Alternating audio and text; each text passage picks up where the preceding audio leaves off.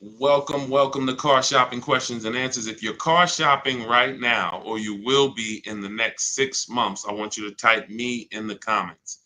If you are car shopping right now, or you will be in the next 6 months, type me in the comments. I'm here to talk to the people who are locked in, who care about their money for the next 30, 45 minutes about buying and leasing cars below market value. There's only three prices you can pay with any car. Market value, that's the price everyone pays. Negotiators pay market value. Above market value is people who just don't know how to negotiate at all, have no strategy. They're going to pay above market value. And then below market value. Below market value is reserved for the people with strategies, not negotiators. The reason we get below market deals is because we employ online strategies that are very easy to use, where we put dealers and banks against each other while we sit and relax at home. So start typing your questions. I do these live streams a couple days throughout the week to make sure you have all the answers you need to be able to buy, lease, and sell cars for the maximum money. And that's all we do here. So everything we'll be talking about is out of my new book. It's called It's called Cars from Home: 7 Steps to Saving Time, Money, and Avoiding Dealerships. It's 5-star rated, and you can get your copy for the next 30 minutes as part of my welcome offer for 75% off. It's normally $97, but if you get to my TikTok bio or my Instagram bio before 30 minutes is up, you got yours for $24. It'll be in your inbox in 2 or 3 minutes. I also have a comment on YouTube or in the Facebook comments for you to activate your 75% off. That's everything we'll be talking about today. Let's go with the first question, Dolan. Let's get the show on the road. And let's get to some unlearning and relearning. Philly Speed, the last car I bought, the dealership wanted me to use their financing instead of my pre-approval. So we always let the dealership see if they can beat the financing we have, but we also come in prepared. And now you got to be careful now, because banks are now scamming. Banks are locking people in with hard credit pull pre-approvals. So they know that the people are hip to pre-approvals. And so I want you to pay very close attention to any company, dealership included, that tries to lock you in, because that's the exact opposite of what we do. We do not let banks and dealerships lock us in, because that prevents us from shopping their competition. And the way that you save the big money, not the hundreds, if you want to save the thousands, the 3,000s, the 5,000s, the 10,000s, and more, is you're putting dealers and banks against each other. That is the name of the game, and that allows you to save more money than you've ever saved without being you could be the world's worst negotiator.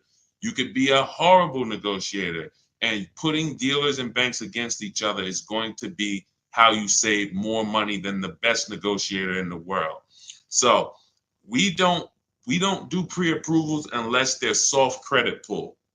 If they're soft credit pull, we'll use the pre-approval to budget, because the only purpose of a pre-approval is to budget. Who's a homeowner? Type me if you're a homeowner. You know you got a pre-approval, or you got pre-approved for your mortgage to budget.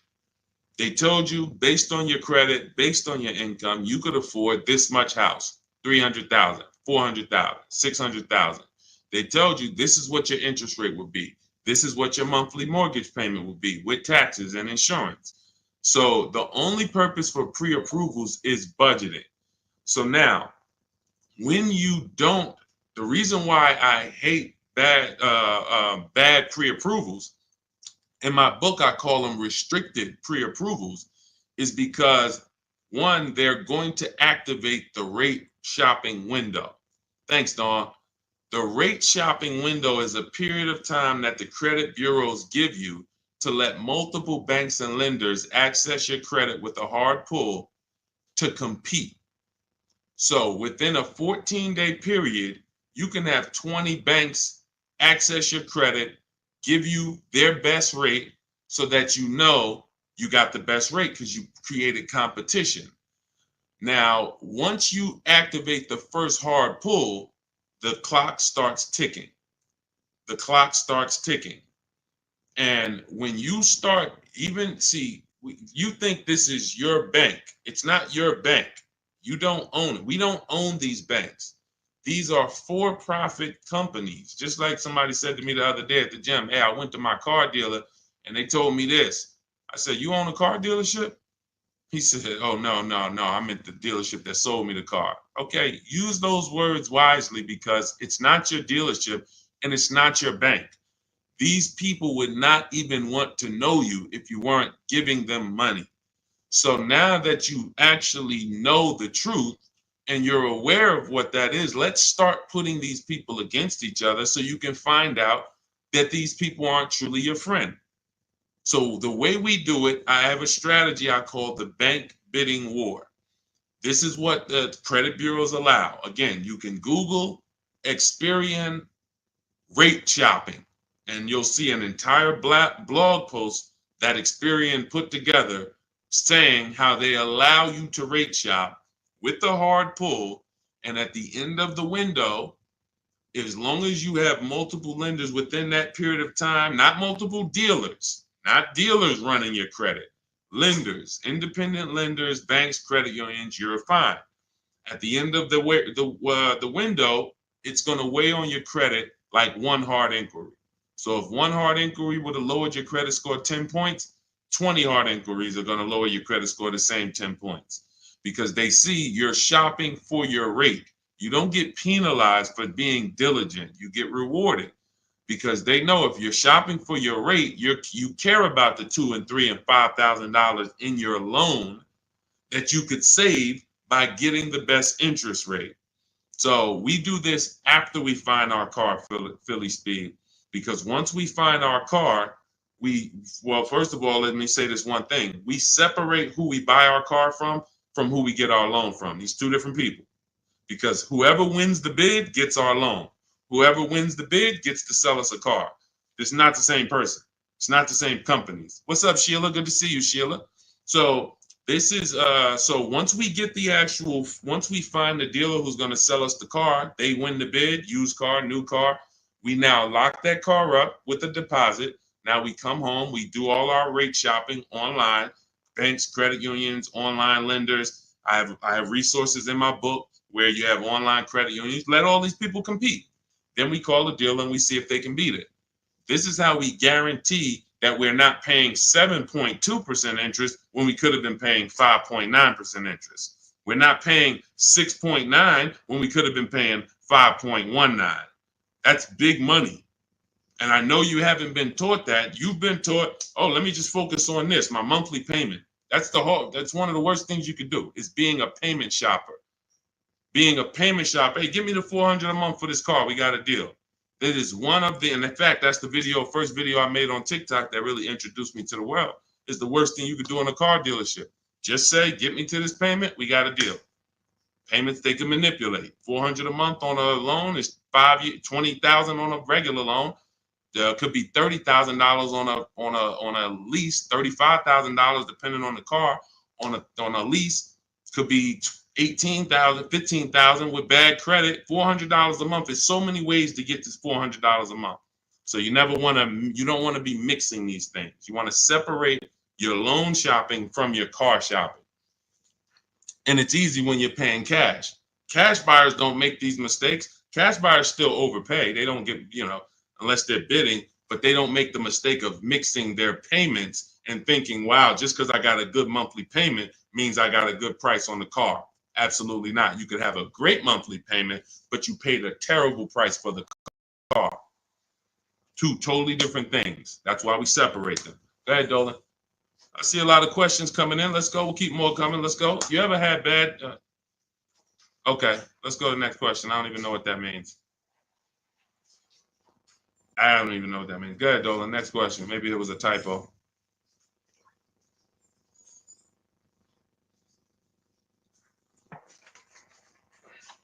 Can you please let us know if there's any limits for gap insurance if I'm upside down? It depends on on the coverage. You need to find out the coverage. There are gap insurance policies that I've heard of that didn't cover the entire shortfall. So, for example, if your vehicle is worth $25,000, but you owe $30,000, you're upside down. If your vehicle gets stolen and not found or totaled, you're going to owe money. And I've seen this happen so many times throughout the years because people didn't get gap insurance. They'll literally total their car. And then so now you got a horrible life event that happened. You got into a car accident, and then you get a bill. You get a bill, and people are like, wow, where did I get this bill from? And it's like, your car was only worth 25, but your loan was 30. So if you're driving around in a car that does not have, that's not worth what you owe, but you don't have gap insurance, you're exposed. Something happens to that car, not only are you going to lose the car, you got a bill coming to you. So what I always say is, you got to know when you're upside down. You got to know when to get gap insurance. And you also have to know you don't have to buy it from the dealership. You can call your insurance company, see if they sell it. You can Google insurance companies that sell gap. Usually you can find it for a cheaper price than what the dealership is going to charge. But some of the worst, it's insult to injury. It's not many things like losing your car and then getting a bill on top of that. That's almost as bad as like having a car that's breaking down and then you got to fix something on it, but you still have a car payment. So the car doesn't drive, transmission's out, but you still got to make a payment every month. It's like, those are two of the toughest things. So know when you need gap insurance. Don't skip that. That's not a smart decision at all. But then check the coverage too, because he's asking about coverage. Check how much coverage. Do you have $15,000 of coverage? When you get your gap insurance policy, ask how much is covered if, God forbid, the vehicle is totaled. Go ahead, Dolan. All right. Hey, what's up, MT? I'm in the market to lease my first Mercedes. I'm looking for an S580E. Make sure you get multiple offers. So let me give you an example of somebody who shops for a luxury car, gets multiple offers, and this was an electric BMW. Where's Teddy's deal? Teddy got a $73,000 BMW i4 M50.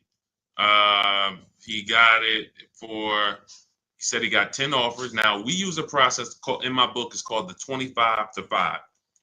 When you're getting a new car or a lease, you're reaching out to new car dealerships. And the reason why the strategy is called the 25 to 5, because we're going to get 25, we're going to connect with 25 dealers online. Takes us 20 minutes. Using my email scripts, we're going to get 5 offers.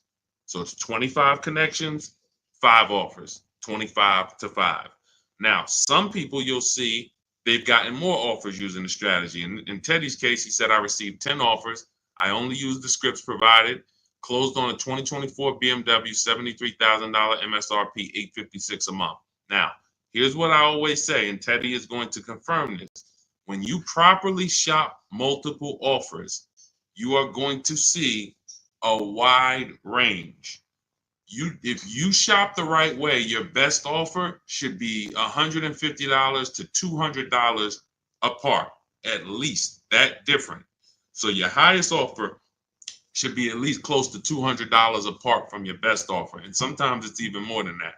So in Teddy's case, you can see the dealer's initial offer came at $937 using the counter offer calculator, which I have in my book. You get access to this calculator where we put all our offers in, and then it spits out the counter offers based on the best offer we received. He said I counted at $829. He came back at $856. That's where he closed the deal at. So $856, $73,000 vehicle. That's a 1.1% lease. The way you judge your leases is you divide the monthly payment into the total MSRP, and that gives you what the percentage is. So he got a 1.16% lease. But here's what's very important. My highest offer during this process from a different dealer was $1,123. $1,123, even after his counters. So when I tell you that 80% of dealers are overpriced, had he been inside that dealership that was $1,123 trying to negotiate, it would not have mattered how great of a negotiator he was. The $1,123 dealer is not coming down to $856 because the $1,123 dealer is an 80% dealer. They're not going to sell the car if they can't make a certain amount of money. And that's what the 80% do. They'll discount and say that's the best we can do. They're not lying to you, but it's not the best their competition is willing to do. So if you're in a dealership that's an 80% dealer, this is why I said at the beginning of the stream, negotiators lose all the time. Great negotiators who don't use a bidding system lose all the time. I don't care if you're in sales. You say, Deshaun, I've been in sales. I negotiate for a living. You lose all the time because there's no way for you to know the bottom of a vehicle. You don't know, is the bottom 7,000 off? Is it 3,000 off? Is it 15,000 off? What's the bottom? And the only way for you to know the bottom is to get multiple offers from multiple dealers and see the one who gives you the best offer. That's what confirms what the bottom is. So this is what you do. If you're talking about leasing an S580, this is what you do. You get multiple offers. On an S580 $100,000 car, you should see a $400 swing from your best offer to your worst offer. You might see $1,100 a month and you might see $1,500 a month from one dealer. That is from a different dealer. That's how different it is. Now, if you want to call around and try to get the quotes yourself by the phone, you can do that. We don't do that. We use email because I believe that most people don't like talking to car dealerships. Believe it or not, there are some people who do, and God bless them. Go ahead, do your thing if that's you. Start calling around. But if you're like, you just want to be able to copy and paste and use emails, that is all in my digital book, Cars from Home, 7 Steps to Saving Time, Money, and Avoiding Dealerships. It's already 5-star rated. Thank you to everybody who's taken the time to write a review about the book. This is one that we got the other day. Marguerite, I started pulling these up. This book is a must if you're thinking of getting a new or used car. So much has changed in the process since I bought my car 40 years ago. Think of it as a workbook. Even though you finish the book, you'll refer back to it several times. This is another one that I snatched. Deshaun AutoAdvisor book, Leave Nothing to Chance from A to Z. He covers every aspect of car research, acquisition. I use the step-by-step approach from securing financing first to better understanding what I could realistically afford. Researched several vehicles, which led to the certified pre-owned. I reviewed my car specs, model years. See, what he's doing is he's walking you through the process I walked him through. That's what it is. It's a process. So when you get Cars from Home, my digital book, you now have a process for getting below market leases, process for getting below market car deals, a process for selling your lease instead of returning it to dealers and they go and sell your lease and make $2,000, $3,000, $4,000 and you didn't even know you could sell leases. You sitting here like, man, I didn't even know you could sell a lease. How much has that cost you? Let me ask you a question. You're like, Deshaun, I didn't even know you could sell a lease. How much has just that alone cost you? If you don't know you could do it, you certainly don't know how to do it. There's still you listen, honestly, you might have been taught you can't even sell your car without the title. Who was taught that? I got to have my title before I could sell it. And I know this is true because when I was at the Mercedes dealer, people would walk in and the guy would be like, Deshaun, is that the new one? I said, yeah, that's the new, the 20, whatever. I said, all right, as soon as I make my last payment, coming back to see you for that. I know. Most of the people are not going to admit it, but they didn't know. They don't know this stuff. So the reason why we have to get, I'm talking to you who are honest, who are willing to be honest and willing to take the bad news, because that's how we change. You cannot, if you won't admit that you didn't even know how to sell a lease, then how are you going to get to the point where you can sell leases and make $2,000, $3,000, $4,000? See, I always meet people with bad news because I care about your car deal. I'm not the person who meets you and says, hey, Milton, you're doing a great job. Brandon, Rindy, you guys are just doing a great job buying these cars. Look at your deals. Wow, you're getting 1% leases. Wow, look at all these offers. You're getting $5,000, $10,000, $15,000 off on all of these offers. Great job. Oh, man, look at your pre-owned car. You got a huge discount. Originally, this car was $50,000 and you got it with good mileage for $26,000. Wow, you got a great discount on this pre-owned car. That's not how I'm meeting you. That's not how I'm meeting you. I'm meeting you. You don't even know that you should be getting the new price of a used car. You're looking at a used car. Duh, I'm looking at a 3-year-old car. Deshaun, how do I know if this is a good deal? Well, we need the brand new price. What was that car brand new? Was it 50? Hey, when I was looking at my Infinity truck, I was buying an Infinity truck 2 years ago. I was looking at 4 white ones. 4 white ones. They were between $30,000 and $32,000.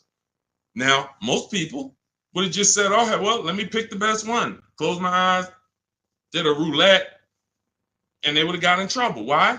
Because I know, which is what I teach you in my book and what I teach in these streams, you have to get the new price.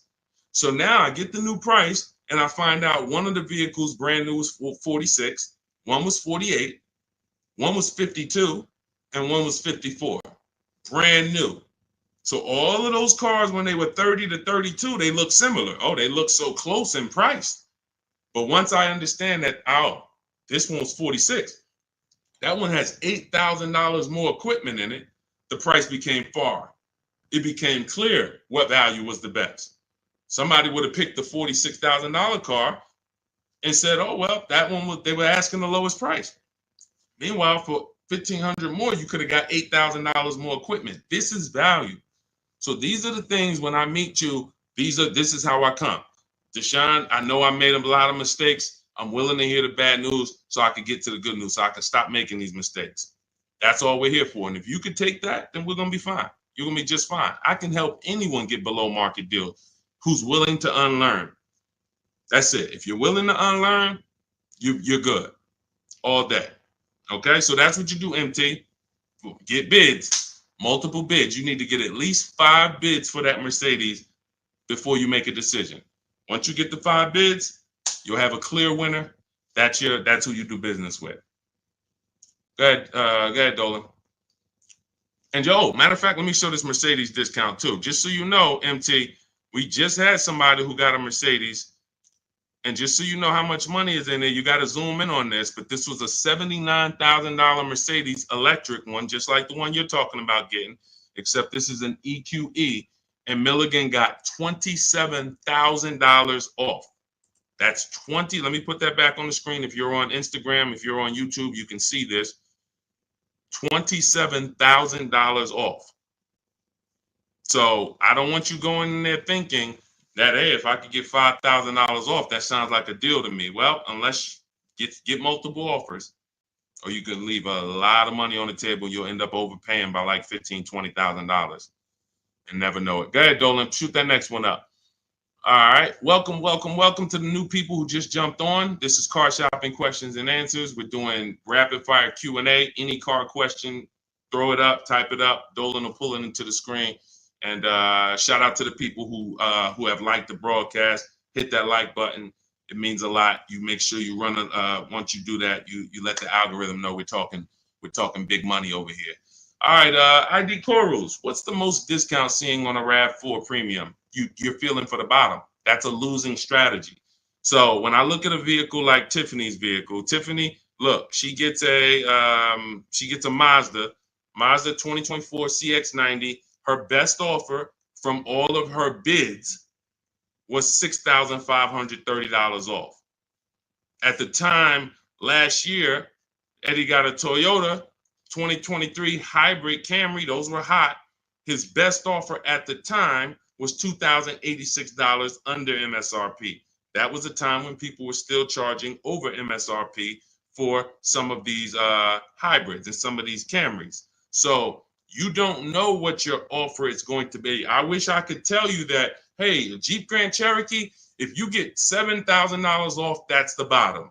A BMW X5, if you get $6,000 off, that's the bottom. No one knows. And frankly, there's never going to be a way to know. The only way that you possibly could know is if you're in our network and you see people who make a deal. I'll give you an example. If I see Ansley picks up his QX, his Infiniti QX 60. I see Ansley, let's see, he picks up his Infiniti QX 60, $58,000 vehicle. He gets it for $554, no money down. He leased it. $554, no money down on his lease. That's a under 1% lease, if you're not aware of how leases are judged. Savvy people all know about the 1% rule. So if your lease payment is 1% or less than the MSRP, you stole a vehicle. So this is a 1% lease, no money down. That's the only way we can judge a 1% lease, not with money down. So when I look at the discount on this, he probably got $7,000-8,000 off that Infiniti. He might have got you can't get that type of payment without getting huge amounts off and huge rebates. But he did not know that he was going to get that type of payment on his Infiniti. He did not know that he was going to get that type of payment. He went in, he shopped the market using our strategies. And just so you know, once you know how to do this, it only takes you 90 minutes to shop the market. When you see these people, look at Ansley's last sentence. Started the process Saturday, accepted a deal Monday. This doesn't take you, I'm not ever going to spend more than 2 hours car shopping to get a deal. Never. 90 minutes tops, I'm going to get a below market deal on anything. So when you look at the process of using a computer, this is what they're made for. See, the problem is you're just not using computers. You're not using the internet. You use the internet for Amazon, don't you? Don't you use the internet to shop competitively from Amazon, to go on websites when you need to buy something big? You're going to the internet. But when you need to buy something like a car, you're going to the dealership, not the internet. When every dealership in America has a website that you could be reaching out to them and making them compete. But no one knows what the below market deal is going to be, Cora. It's just ID corals. There's no way to know. We have people who, you saw Milligan, her below market deal was $27,000. It depends on the vehicle. That was an electric Mercedes. Sean's below market deal on a F-150 Lightning that he got was $20,000 off. Where's his deal? Look, Kimberly, she got a Maserati. That particular Maserati, the below market deal was $20,000 off. But as I said, Sean, $20,000 off. But Tiffany was $6,500 off. So when you see on the Mazda, so it's different for every vehicle. You have to understand that. And there's no way for you guys to know that. Unless you're in our group and then you see somebody get a car that you want and you're like, wow, if he just got 20 and he did that work, then I know the below market deal is 20. Let me go get it. But you still got to send your offers out. But there's no way to know. And when you try to guess, you get in trouble. That's what negotiators do. That's what negotiators do. They'd be like, all right, I feel like I got 7,000 off this. I think I did good. What if you could have got 12? What if you could have got 17? You're not doing good. All right, go ahead, Dolan. Absolutely applies to used cars. Our system in my book, somebody said, does this apply to used cars? Our system in my book is below market used cars, below market leases, and below market new car purchases. We also have the bank bidding war where we make banks and credit unions bid for our business instead of going and begging one bank to give us a loan. So we also sell leases and sell. So we run pretty much an organized bidding system for car buying and leasing. That's what we do. In a nutshell, what separates Cars from Home from any other channel? What separates my teachings from anyone else? We have an organized system for making people bid for our business. We send them through a round robin. That's how we have grandmothers who save more money than the best negotiator. It's just that simple. Rosalie. Rosalie's deal is insane.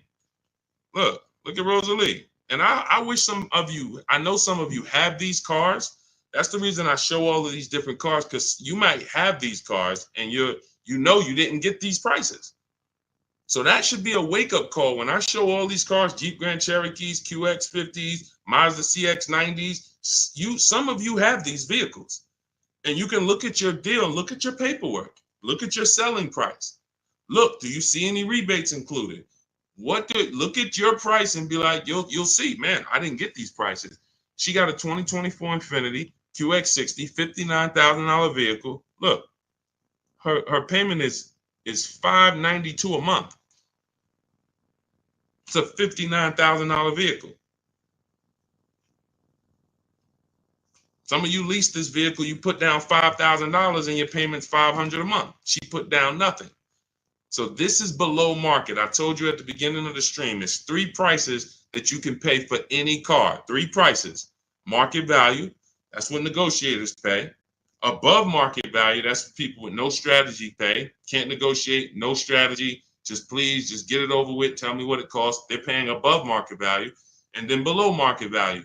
Below market value is reserved for the people who know how to make people bid and compete for their business. Okay. All right, go ahead. Every time you get a hard pull on your credit, it brings down your credit score. That's why you want to mix them with, you want to have, all right. So first of all, you want to understand that this is called the bank bidding war.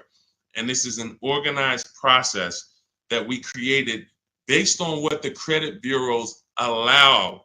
The credit bureaus allow you to have multiple banks and lenders access your credit within a certain period of time, and it will show as one hard inquiry on your score. You'll see the inquiries, but the score, where one inquiry might drop your score 10 points, you could have 20 inquiries, but it's still going to be the same 10 points.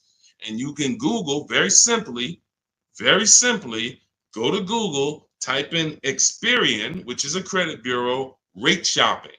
And you'll see the article that Experian themselves wrote telling you how you can rate shop. Banks don't want you to know this. Dealerships don't want you to know this, but we do this. So this isn't something that's new to us. It may be brand new to you, but think about that. If you are letting a lender lock you in to one offer, that means you're not shopping your interest rate. If you're going to Navy Federal because you're so gung-ho and super chummy with Navy Federal, but you're not letting anyone else compete against them, then you're not getting the best interest rate you could be getting. You certainly don't know it. You think because, oh, Navy Federal, they're my credit union, they would never charge me a higher interest rate than someone else would. Who said that? Their goal is to make money. So we use a strategy that is allowed by the banks, by the credit union, by the credit bureaus, and most people don't know about it. That's fine. Most people don't know anything about what I'm talking about. So everything that we're talking about here, most people don't know about selling leases. Most people don't know about getting bids for their cars instead of trading. Most people don't know about sitting online and contacting 20 dealers to get a lease quote using online scripts, emailing only to get 5 offers. Most people don't know about anything we're talking about. Leasing and how leasing saves you way more money than buying unless you keep your cars 8 years. If you keep your cars 8 years, then leasing doesn't save you more than buying. But if you don't keep your cars 8 years, leasing, getting below market lease deals like some of the ones you see that I've shown you, saves you way more, thousands more than buying. Most people don't know any of this. So it's not about that. It's about, will you know it, Dawn? I don't care about what most people know. I care about the people who are like, look, I want to know this. I want to know how to make sure I shop for my interest rate and don't let the dealer shop for it for me, or don't just let one bank give me their offer. No, it's too much money. You know the difference between, and I want to pull this up, the difference in interest between on a $40,000 loan, $40K loan, what's the difference in interest from, let's say, 5.9 to 7.9%? Because we're so busy talking about the money on the car, but we totally overlook the money in the loan. And we don't. So when in my process, those of you who have my book, you know the bank bidding war. You know we're taking shopping at home for our loan just as serious as we're taking getting the best price for our car.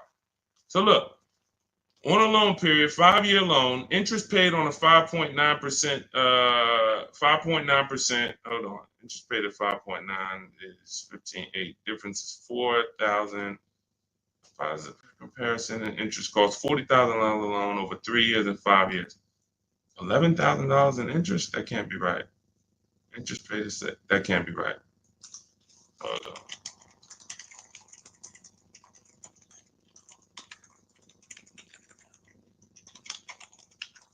$7.9%.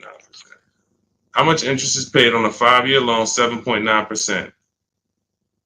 Could be over $15,000. That's impossible. 7.9 is that's impossible. Hold on. Now I gotta figure this out. I know it's a big difference. I know it's thousands different, but on a $40,000 loan, hold on. Wow.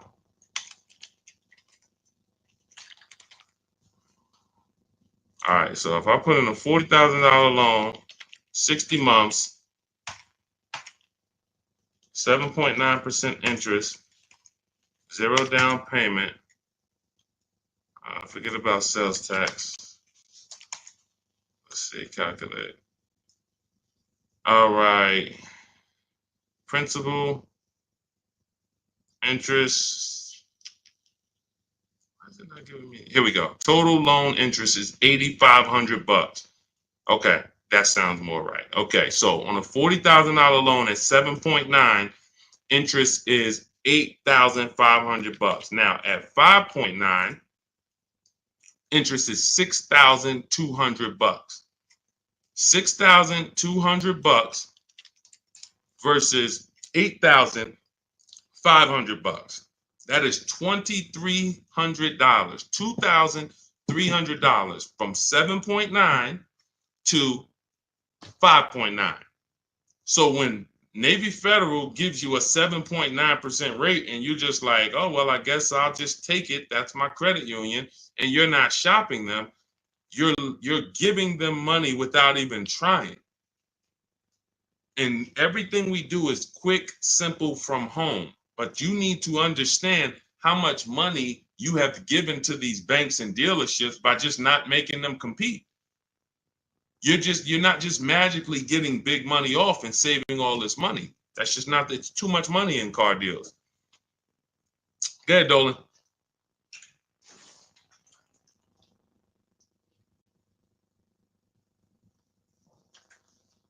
See, I see a lot in a lot of these questions. What I'm seeing is people trying to feel for the bottom.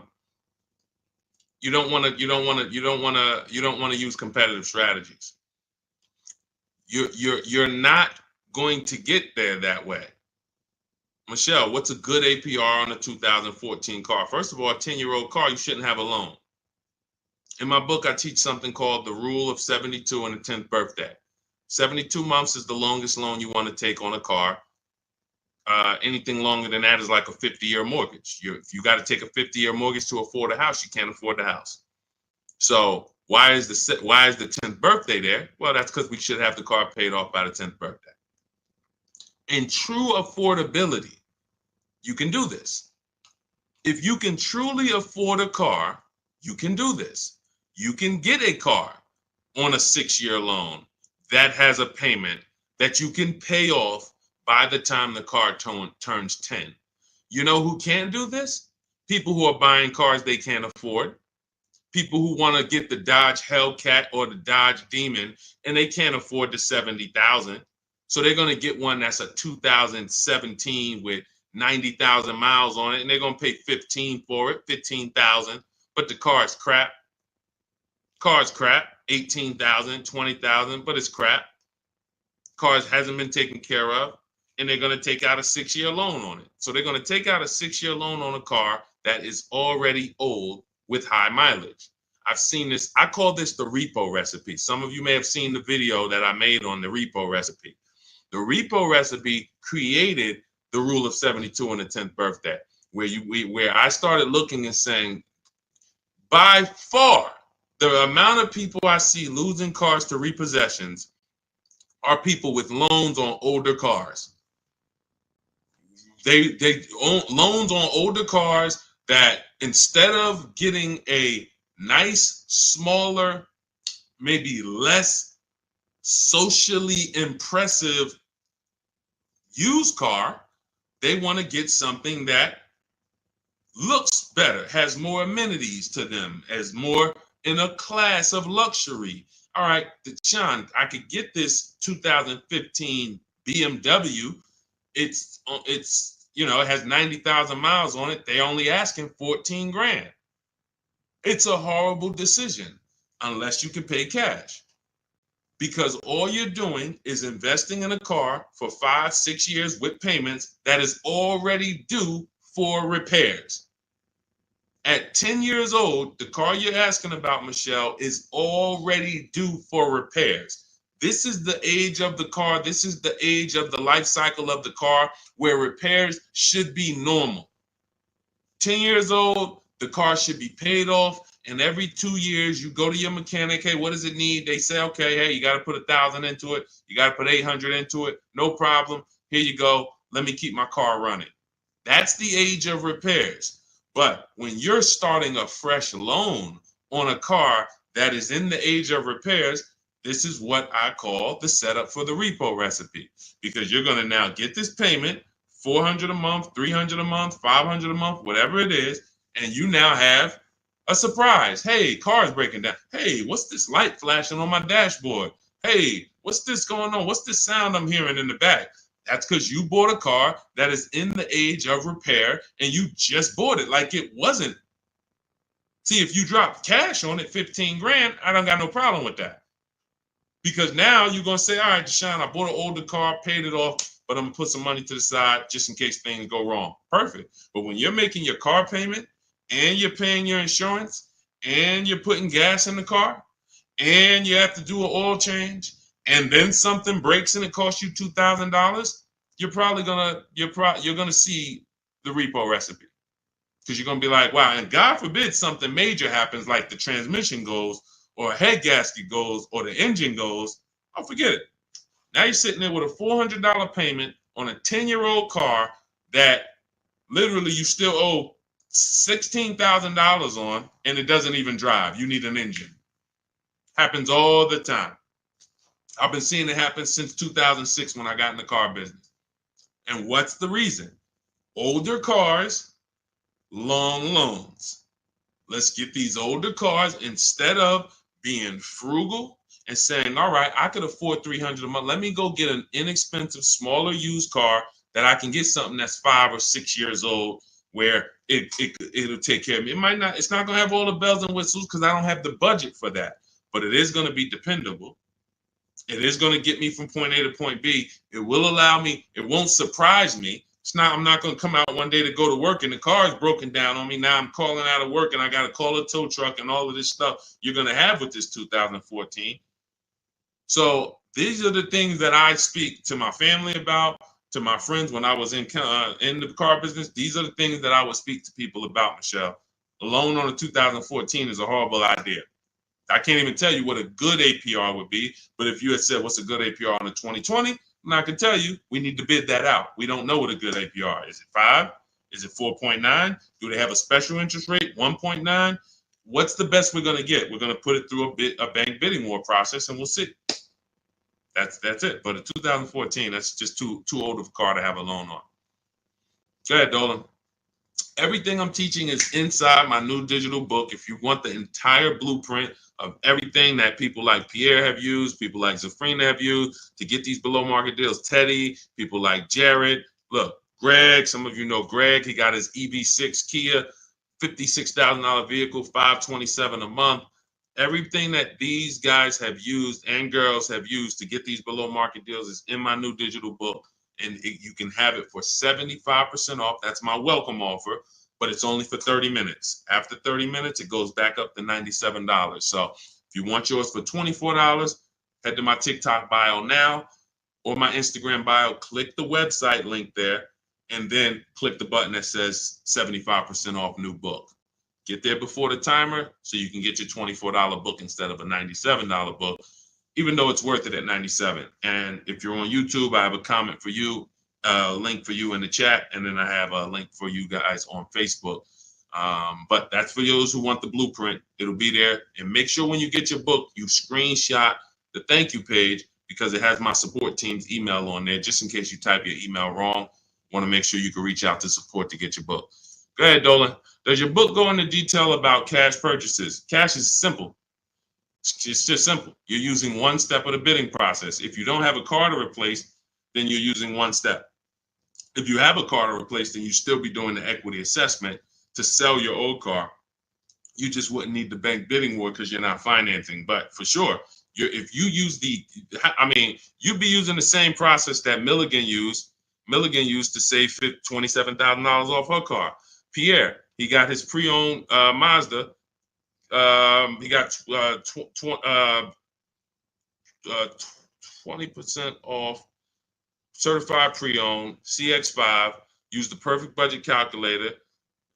Spotted this best deal of similar listings, and then he knows how to get the original price to make sure that he got the biggest discount from the new version. Somebody like Vincent. Vincent gets a Lincoln. He wanted to get what I like about Vincent is he got more discount than he went in to get. I can't even see all of these people. Here we go. Vincent, he said, I bought a 3-year-old Lincoln Corsair under 45,000 miles. He targeted to get 30 to 35% off original MSRP using the multiple marketplace strategy in my book. He got a 43% off MSRP, original MSRP. See, that original MSRP, that's different language. That's language that you should be using when you buy a pre-owned car. There's no pre-owned car that you should be buying from this day forward, and the original MSRP is not in your language. It just makes no sense. How do you know what the price is if the price you're paying is good or not? What are you basing it off of? Market value? What the other ones are listed at all? That doesn't matter. What matters is how much was that car originally? 60,000? Okay, now they're offering it for 30. It's 50% off. How much was this car originally? 52? Now they're offering it for 30. Okay, what's the better discount? That's what matters with a used car when it comes to getting the best price. Now, that has nothing to do with getting a quality car. We have different steps we take to get a quality car. You got to get it. You have to check the Carfax. You have to look at the title. We don't want salvage title. We don't want frame damage. We don't want rebuilt titles. We don't want rentals. So you're checking the title. We're looking at accident history. We're looking at service records. We're checking to make sure that there's no bad data on that vehicle. It doesn't have electric problems, doesn't have software problems. We do all of this in literally 15 minutes. That's our steps for making sure we don't get a bad used car. But when it comes to pricing, you must know the original MSRP, or you can't, nothing else matters when it comes to used car pricing. So that's all in my new book. Grab your copy. You'll have the entire blueprint for how we do this. Go ahead, Dolan.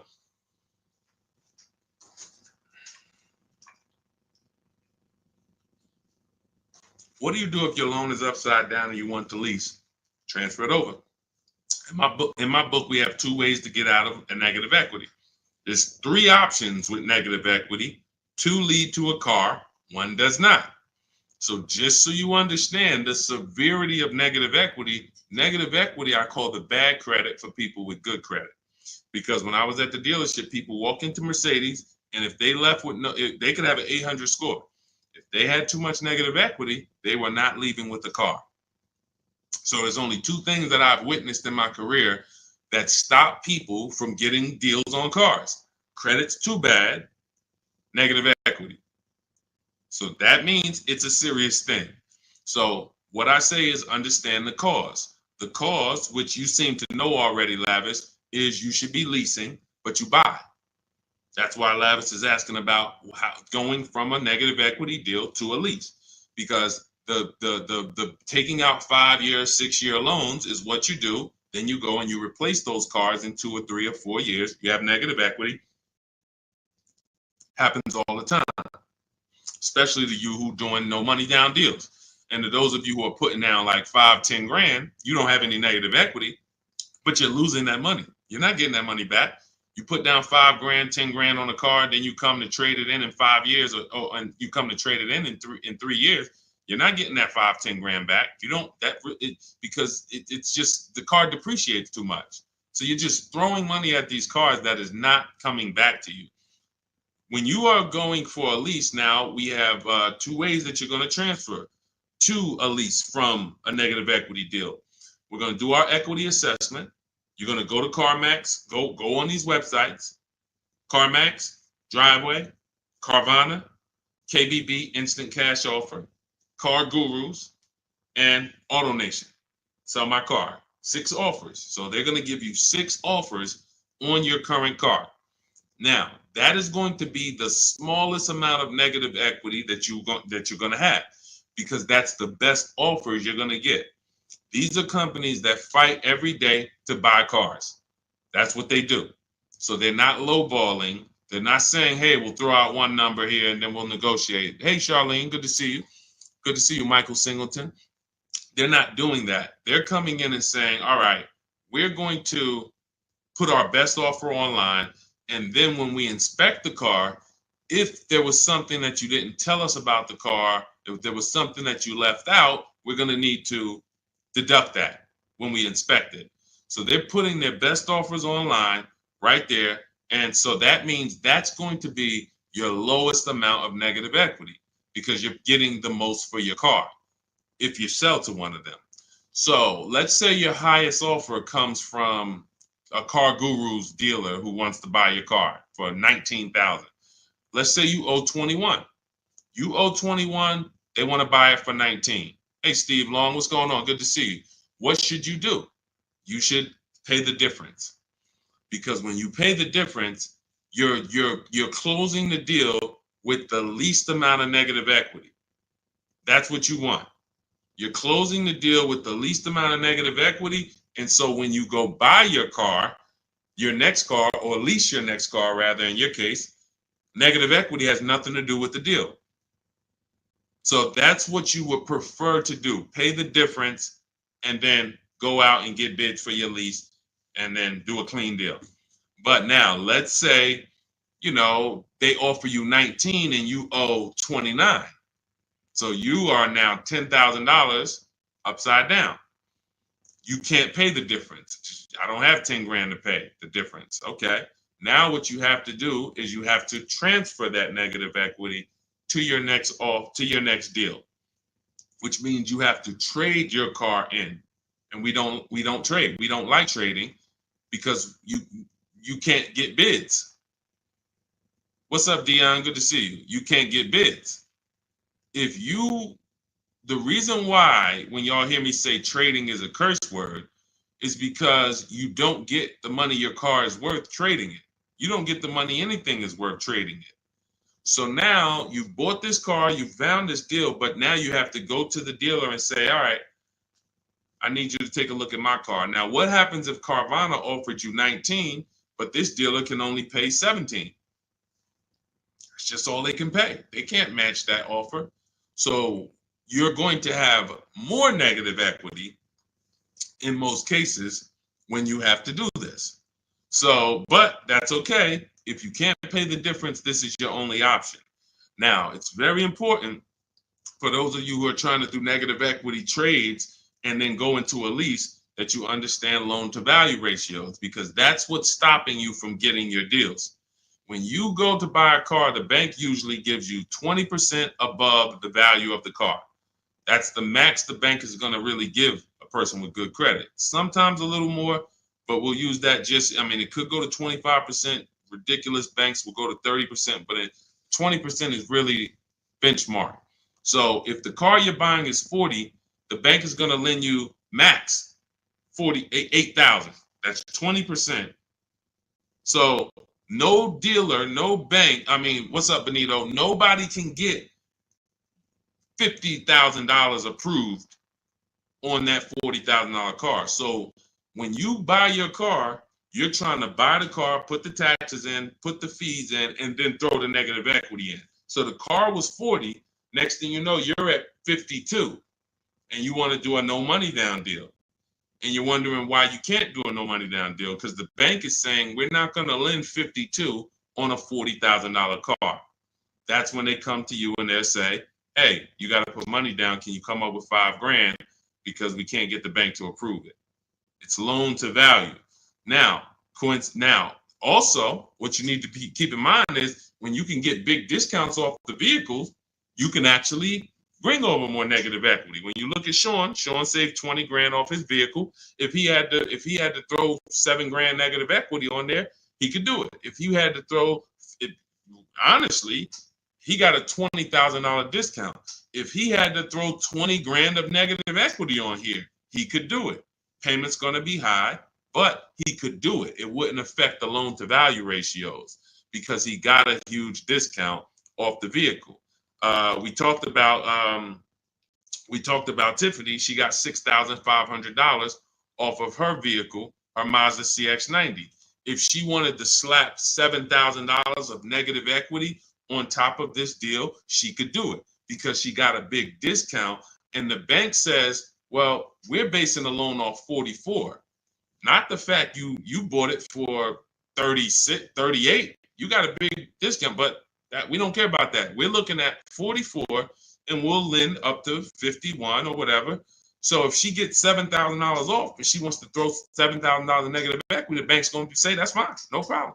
So it has a lot, it has a lot to do with how much negative equity you have, and also what is the vehicle you're getting and how much discount did you get off that vehicle. That's what matters. So make sure you understand what's causing negative equity, which is for you. So because, like I said, Lavish seems to understand she's going into a lease, but the cause for negative equity is buying cars when you should be leasing. Very simple. Yeah, Bella, that's a $7,500 rebate, and that's not the only thing you should be thinking about. Like, you want to look at what discount can you get in addition to the $7,500 rebate. That's how we have people that are saving, $15,000, $10,000, $20,000. They're getting the rebates for the electric vehicles, but they're also getting huge discounts from the dealers that are winning the bid. Go ahead, Dolan, shoot the next one out. Okay, all of this is in my new digital book. It's called Cars from Home, 7 Steps to Saving Time, Money, and Avoiding Dealerships. This is the blueprint. This is 14 years of car business experience with Mercedes, with General Motors, and running my own brokerage and teaching thousands of people online how to get these below market deals and using a system. We don't wing it. It's not an accident. It's not like, oh, I hope this works. This is a particular set of things you do online to make dealers and banks bid, and success is guaranteed. If you trust my process and forget about your old way of no process, you will be fine. The success is guaranteed. So as part of my welcome offer, you can get the book for 75% off. It's normally $97 because it's worth every penny. I didn't want to price the book like it was a regular book because it's not. So it's normally $97, but for 30 minutes, you can get your copy for 75% off as long as you get to my TikTok bio, click the picture of me before 30 minutes is up. The welcome offer is only 30 minutes, then the price goes back up to $97. So you can go to my TikTok bio, go to my Instagram bio, click the website. You can go to the comment section on YouTube or the comment section on Facebook. Click the link and get your 75% off. But make sure when you get your book, you screenshot the thank you page, because it has the link right there to open the book. And then I also email you a copy, but sometimes you'll type your email in incorrectly and we can't email it. So you'll have my support team's email just in case. Is Capital One a good option to finance a car? We get bids. We spent a lot of time. You must have just jumped on, Jen. We get bids. There is no bank that is giving you the lowest rate. If a bank always gave you the lowest rate, they would be out of business. So when we consider what lenders, why do you think there's people in the money business? There are people in the money business. They don't care if you buy a car. I see you, Genome Hamilton. We'll get to you. Get that question from Genome on Facebook, Dolan, next. So why do you think there's people who are in the loan business? They don't sell cars. Banks don't sell cars, they sell money. So when you just see the overpaying, I told you guys, it's 3 prices you can pay for anything you get: market value, above market value, below market value. That means you can get a market value loan. That's the average. You can get an above market value loan, which is above average, 2-3 points higher than what you could have got just because you were lazy. Now you're paying not 8.2%, but you should have been paying 5.7%. But you just didn't bother. You just said, okay, I guess this is it. But below market deals come from competitive offers called bids. So when you are when Capital One should be a bank that you get a bid from, Navy Federal, Bank of America, Community Credit Union, Lightstream, everyone and anyone should be in the bank bidding war, because the more the better. So when you get my book, you get the bank bidding war blueprint. For those, every time you're going to finance a car, you would use that process to make banks and credit unions bid for your business, so that you guarantee you got the lowest rate. You don't drive off hoping you got the lowest rate when you didn't even make anyone shop. How would you have the lowest rate? There was no competition. We cannot get money off when there's no competition. The big money, the thousands of dollars off that you're seeing, is reserved for competition. This is reserved for people who make people compete for their business. That's what the big money is reserved for. Look, 4 days of leasing like a boss. Started with a Kia Telluride EX. That was my first choice.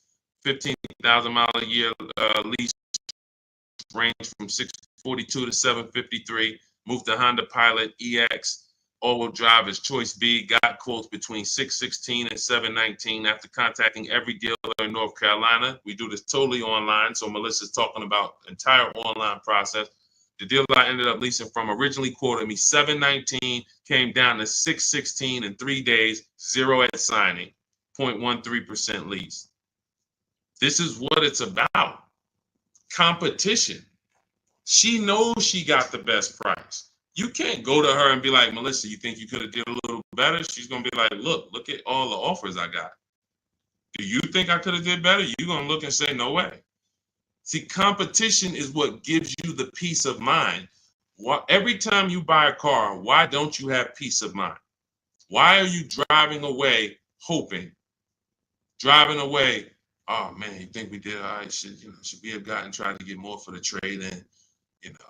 Shoot, we ended up putting 3,000 down. We only wanted to put 1,500 down. This is how you're leaving the dealership. Why? Because you're not making people compete. So when you're not making people compete, you're begging for discounts. And you have no leverage to be able to compare to even know that you got the best price. You have nothing to compare it to. So when people come on the stream and they're like, hey, Deshaun, I'm paying $519 a month for this car. Is that a good deal? You have nothing to compare it to. Hey, I got a 2019 Mazda 3 for $17,000. Is that a good deal? You have nothing to compare it to. But if you had seen 7 Mazda 3s and then the one you got, it was originally, $31,000, but you paid, $17,000 for it. You know this. And this stuff is simple. This isn't building rocket ships. But this is reserved for the people who care about their finances. Everyone doesn't invest. Everyone doesn't save. Everyone doesn't, take financial literacy seriously in any way. But there are opportunities that flash past all of us where we can absolutely benefit from learning things that other people don't know. If you learn how to invest in stocks better than other people, you're going to do better than other people. If you learn how to get cars less than other people, you're going to get less than other people. This is not by accident. But you got to focus. This is your second most expensive purchase. So this is only for the people who are focused. This is for you. The blueprint, everything, my book, anything I do, the streams. The streams aren't for distracted people. We can't do nothing with distracted. There's people on here right now that got me on one channel, playing video games on the other channel, and then eating with another hand. And they think it's hard to win like that. And we're going to talk about a $30,000, $40,000, $50,000 transaction, and you're not even really focused. So I want the people who are focused to understand your success is guaranteed. Just by being locked in, your success is guaranteed. Because we have a process that you can trust that you no longer have to wing this car buying thing. I've been in this thing since 2006. Car buying is very predictable. New cars, used cars, leases. There is nothing a car salesman is going to say or type to me or send to me in an email or send to my people that I haven't seen before. I used to have to send those same emails, copy and paste them. It's so predictable. So once you understand that, you'll understand why we're able to get these deals. All we're doing is putting people against each other. Simplest terms. Simplest terms. But we do have some advanced stuff when it comes to leasing versus buying. Obviously, this is more advanced teaching that people don't understand. But getting the money off, it's competition. Competition. Go ahead, Dolan. Shoot the next one in. Jerome Hamilton, if I get a GM employee discount, can I get a better lease? Who knows if they're going to really give it to you?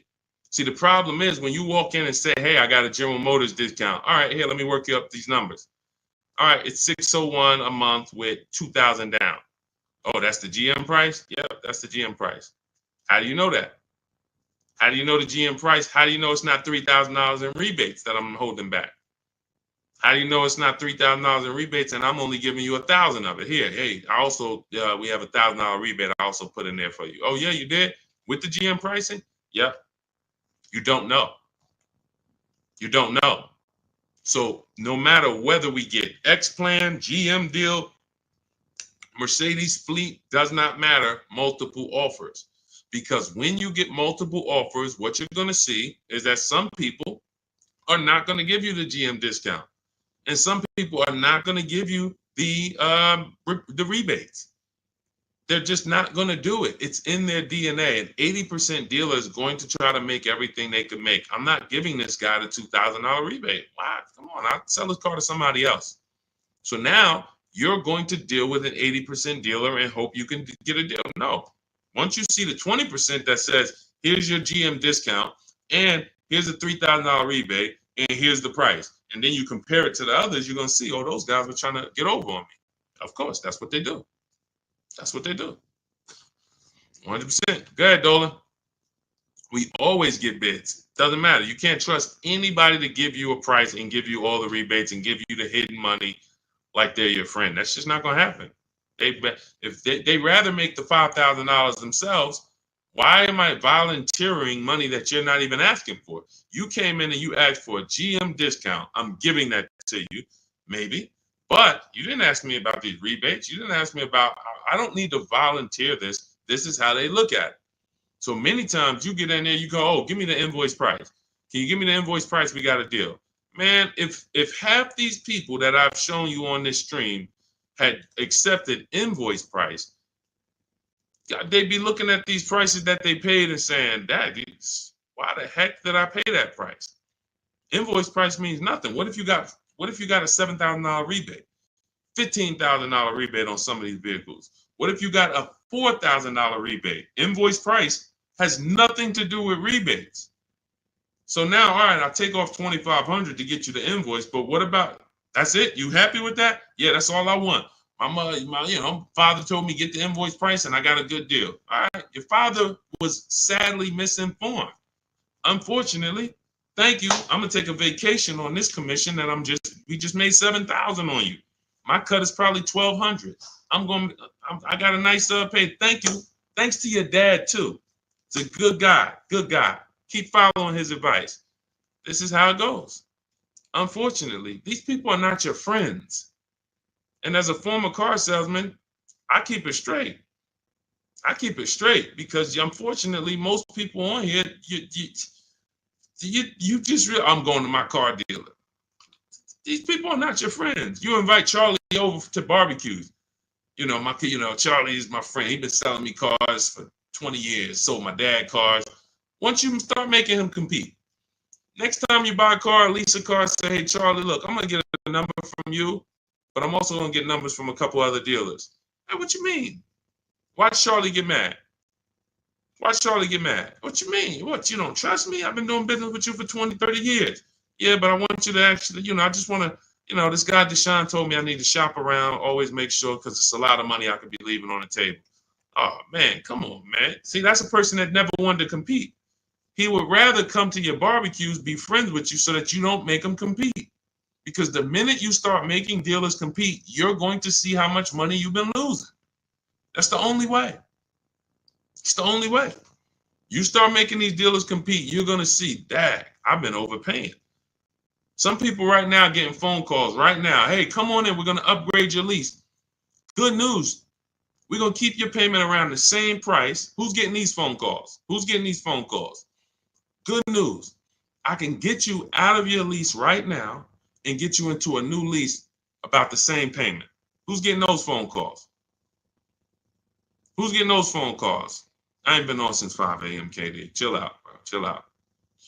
Who's getting those phone calls? Right? Hey, come on in. I could get good news. I could get you in the brand new 2025.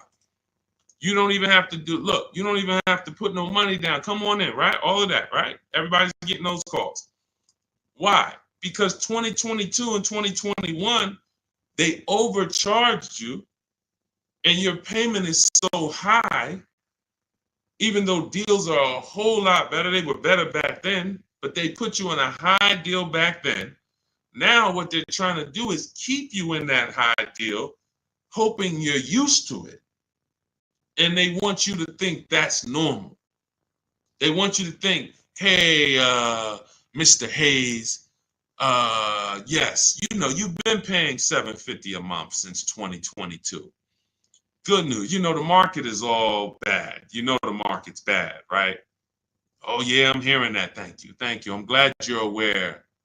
Now, see, you say stuff, you don't even realize you say stuff that helps them make more money. That's why we don't talk in my system. There's no talking. But when you say, a lot of my friends been saying, man, these prices have been high. I don't even know if they ever going to come down. Yes, thank you. You're right. You're so right. We say the same thing in here every day, Mr. Hayes. But the good news is this. I can actually get you in a new vehicle and keep your payment around the same price as your old 2022. Oh, yeah, you can do that? Yeah. Man, well, I really like to come down. Yeah, but listen, things have not, interest rates are high, right? Have you been following interest rates? Yeah, I have been seeing that they're high and they've been high for a minute. Yeah, so that's all affecting the prices we can offer now. But, normally your price will go up by about $120. Normally you go into the 2025, but, I see you bought a car in the past and I was able to pull some strings, work with my manager, and we can get you on a new one, keep your price around the same. Okay, all right. When can I see it? Come on down. When can it come down? That price should be dropping from $750 to like $520 because the market is entirely different. There's been great deals out here since the daggone pandemic. It's been great deals. During the pandemic, we helped Bonita. Bonita got her Telluride. She got it for $600 a month during the pandemic. That's why I always show her deals. $600 a month. People are leasing these for $800 a month, $900 a month during the pandemic. This was 2022 when people were leaving out of the dealerships with axes in their heads. Couldn't believe how high they were paying. She believed $600 a month, her dream vehicle. So these deals have been out here. Look, Greg made this deal. Look, we've been making deals, below market deals. Look at Danielle. $44,000 vehicle, $550 a month, no money down. Charles, Palisade, $48,000 vehicle, $597 a month. Hyundai Palisade, top 5 SUVs in the market the last 3 years. So the people who tell you there's no deals, they don't know how to get them. So yes, when you go into, when you don't have strategy, I told y'all, I've said it, I think 3 times, maybe 4 on this stream. There's only 3 prices you can pay. Market value, that's what all the negotiators are going to pay. They think they did well. All they did is pay the average price of a negotiator. Now you got above market value. That's for the people who can't negotiate. You don't like negotiating. You're not good at it. You just close your eyes and hope that it works out for you. You're paying above market value.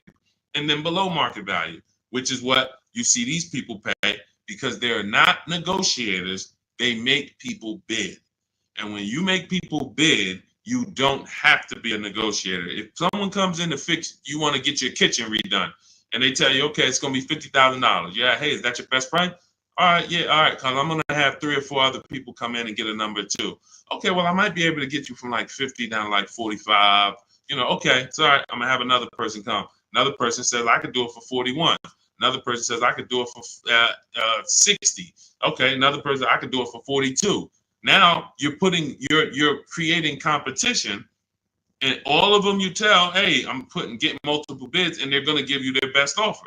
Doesn't mean they're going to win, but when they know you are getting other prices, they're going to give you their best offer. And that's what I tell you. When people say that's our best offer, Mr. Nunn, that's my best offer, Mr. Henderson, they're not lying to you. That's their best offer. They're not going any lower because they want to make a lot of money. Look, man, I'm making $6,000 on this car. If I can't make it, I'll sell it to someone else. I'll sell it to someone else. I don't need to sell. That's how the 80% of dealers think. You expect the incentive to get a lot better the next few months, especially Ram. What are the incentives now? Unless you can tell me that you shop multiple dealers for Rams and you can show me 5 different offers you've gotten on a Ram, you don't know what the incentives are now. How can we wonder if stuff's going to be better? What are you comparing it to? You went into one dealer, Dodge dealer, hey, how much is this Ram? They told you and you're like, oh, well, that's expensive. 80% dealer. 80% dealer. And again, the only way for you to see how much you've been overpaying is to start using these strategies that we teach for multiple offers.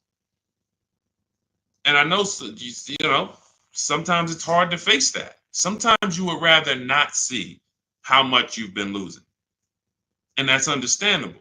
It doesn't make financial sense, but it's an emotional decision that's understandable. I don't want to know, Deshaun. I would rather keep shopping the way I've been shopping and save no money or the same money rather than shop the new way and then see that the old way was costing me tens of thousands of dollars. That doesn't make financial sense. But the people when you ask, are the incentives good? You got to know what the incentives are now. That means we run the market. When I was shopping for my mother a couple years ago, I ran all the offers on a Mazda CX-5 for her in October. I didn't like the deals. I didn't like the lease offers. I contacted them again in November, emailed them all again. Hey, what do we look like in November? Didn't like the deals.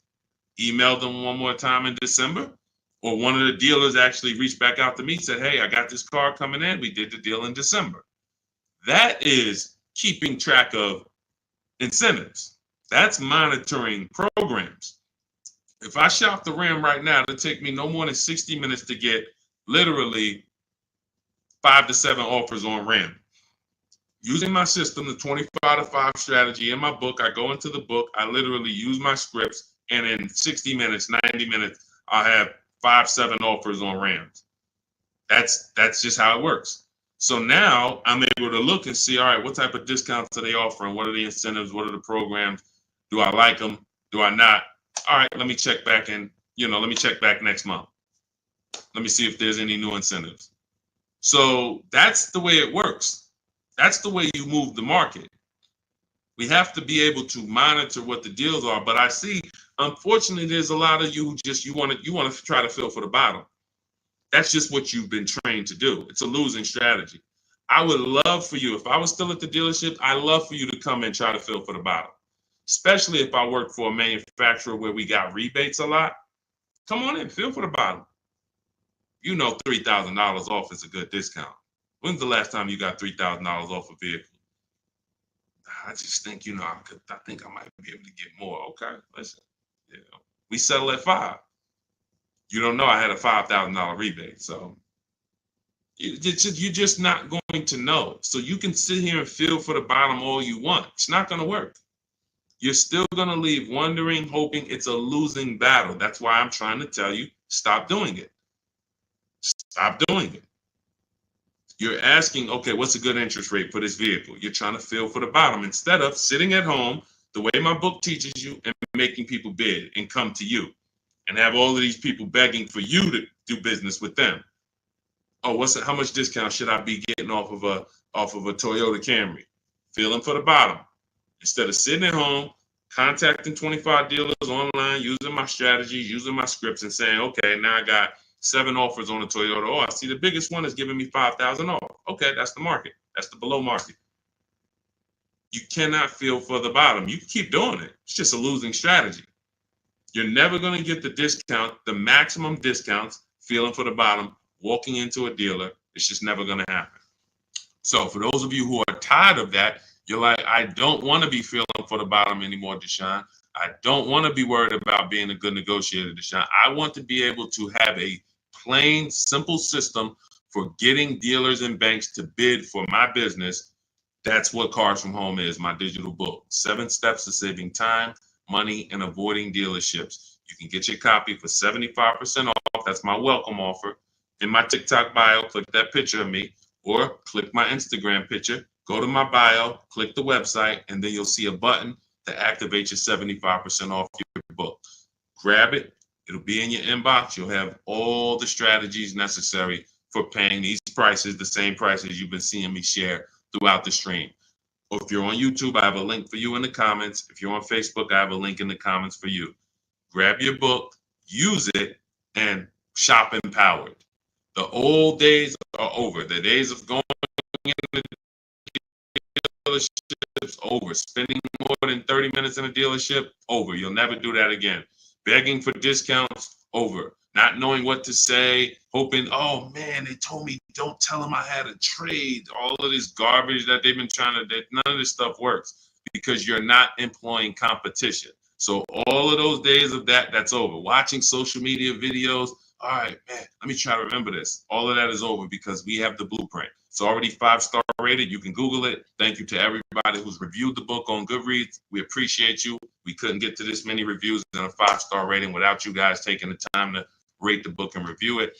But grab your copy. As long as you get there before the 30 minutes is up, that welcome offer is only good for 30 minutes. After that, the book does go back up to $97, which is still a great price. But $24 is better than $97. So get there before the 30 minutes is up. TikTok bio, Instagram bio, YouTube comments, Facebook comments. Use the book and go win. All right? Unlearn everything you've been taught. That's the key. Leave everything you've been taught at the door. Trust this process. Success is guaranteed. All right? God bless you. I'll see you on the next stream.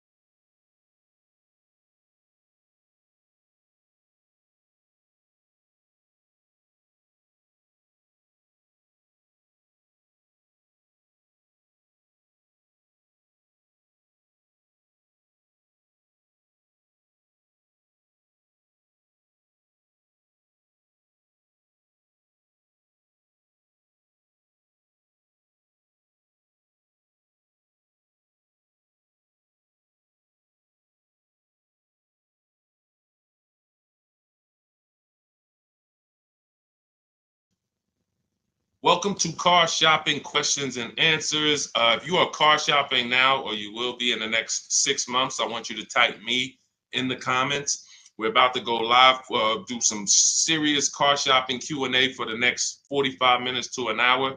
So you can start typing your questions, as many questions as I can get to in an hour. We'll get through them. And what you often will see, that someone else is going to ask the same question you have. So a lot of times you'll actually, even if you can't get your question into the stream, because usually by the time we get 20, 30 minutes in, we got lots of questions and we don't always get to them all. But usually someone else will literally ask the same question that you have. So, so we can start talking. I'm just sharing this to Facebook now. This entire stream is sponsored by my new digital book. It's called Cars from Home. 7 Steps to Saving Time, Money, and Avoiding Dealerships. You can get a copy for 75% off for the next 30 minutes in my TikTok bio, my YouTube, in my TikTok bio, my Instagram bio, the YouTube comments, or the Facebook comments. And the book's normally $97. Everything we'll be going over today will be out of that book. Every answer that I give you is out of that book. So if you want the entire blueprint and you don't want to remember the things that we're about to go over, you grab the book, and obviously everything we're about to go over, we wouldn't be able to cover everything that's in the book. There's like 100 questions that'll be answered in that book. So let me just share this to Facebook, and we'll get started with the first question that we got from TikTok. So type your questions in as fast as possible, and type your questions in one shot. Don't do like a part one, part two, and because then Dolan can't bring them into the stream. Okay, Dolan, let's get going. Let's throw up the first question, please. Nora, I'm upside down on my vehicle. How do I get out or pay off early? There's two ways to deal with negative equity. One of them is easier. It depends on the resources you have. So you have the option to pay the difference, which means you are actually going to say my highest offer for my car is $18,000, but I owe $20,000. That means I have $2,000 of negative equity. I'm going to pay that off. That way I can go and do a clean transaction for my next car. I don't have baggage going into my next car. And I get to maximize the value of my current car through what we call a bidding process. So we don't trade our cars. We only get bids from cash buyers like Carvana, CarMax, Kelly's Blue Book Instant Cash Offer, AutoNation, Car Gurus, and Driveway. That's 6 cash offers we get. These are companies that fight feverishly to buy cars. They pay more than dealers, and they write checks on the spot. You literally go, have your inspection, they go into the accounting department, and they come back with a check for you. This is not like selling your car on Facebook Marketplace. So they're going to pay more than dealers. So you want to make sure, if you can, you sell to them, because that's going to be the highest offer you're going to get for your car. And that's going to be the least amount of negative equity you will have. If you can't pay the difference, then you must trade. And trading is a curse word here, because you never get what your asset is worth trading. If I wanted to trade this phone, I'm not going to get as much as I would get putting it on the open market and getting prices and offers for it. So trading is a last resort. What happens is, if you can't pay the difference, you now will go shop for your new car, find a dealer willing to sell you the car at the lowest price, and then you would ask that used car manager to value your car. I do not recommend you go into the dealer and let them just mix the deals together. Write me a deal where you work in my trade-in with my negative equity. No, shop for your car, get your best offer from a dealer, new car, used car, or lease. And then once you identify the winning dealer, that's when you say, hey, can you take a look at my car? What's it worth to you? Now it's its own separate transaction. And if your payment was this $800 a month, you'll know, now what is my old car going to add to that? If my payment was $400 a month, now I know what is my old car going to add to that. And I can see what you're giving me for it, how much negative equity I'm going to bring into this transaction. And it's an easier way to understand the numbers. You don't want to be mixing transactions if you don't have to. And the key to understanding negative equity and the cause is you don't lease. That is the cause. The only way you're having negative equity is you continue to buy cars, but you're not a long-term person. You trade them in or replace them before the loan is paid off, and someone taught you not to lease. So you're going to continue to be in this repetitive cycle because you don't lease. There are emergency situations where you need to switch cars, but if you're not keeping your cars 8 years, this is rule number 1 in my book. You should be shopping for below market lease deals, not for purchases. So that's your 2 options. Decide which one you can do, and then you make your move. Now, and also keep in mind, you have loan to value ratios when you have to transfer. The bank's only going to approve about 20% of what the actual new car price is. So whatever car you're buying, if you're buying a $30,000 car, the bank's only going to approve 20% more than that. They're not going to allow you to slap $10,000 on a $15,000 car, because they're only, they have loan to value ratios. So what you want to do, if you have a large amount of negative equity, you want to shop for cars, and you want to shop for cars that you can get big discounts off of. There's certain cars that have rebates. They're not listed. But in my system, what I do is I teach you how to get bids on cars. You know, we have some people, I mean, I'll show you people who've gotten $15,000, $20,000, $30,000, $27,000 off. I'm not going to exaggerate. The biggest discount we've helped someone get using our strategies is Milligan on her Mercedes-Benz. She got $73,000 EQE, and she paid $51,000 for it, 54. It's $27,000 off. I got it up here. So if she had, let's just say she had 15,000 in negative equity, it's no problem. She's not going to blow out the loan to value ratios because she got a huge discount off the new price. So it's going to fall within the bank's parameters. But I hate negative equity. I call it the devil to your car deals. I call it the bad credit for people with good credit. So it's important that when you get out of it, you know what the cause is, because if you don't know the cause, you'll be in negative equity again in 3 years. Most of you who have negative equity, you should be moving from a purchase into a shopping for below market lease, and stop tying up your money in these cars, and you'll never have negative equity again. 8 long-term people who keep their cars 8+ years, you never have negative equity. See, that's, you know, there's a reason for that. I'm keeping my car, I'm paying it off, I'm beating depreciation, I'm getting all the money out of my car. Short-term people should not be buying their cars. Go ahead, Dolan.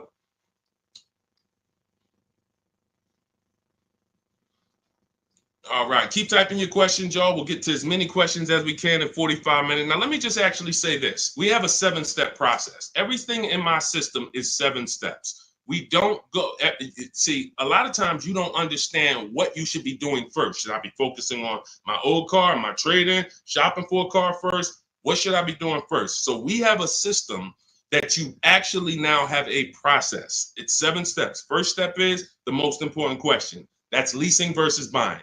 How are you going to beat depreciation? Because you're about to buy a depreciating asset. If you buy a depreciating asset with no plan to address or beat the depreciation, you are going to lose like everyone else loses. So we need to see, am I going to beat depreciation with a long-term purchase, or am I going to beat depreciation with a below market lease?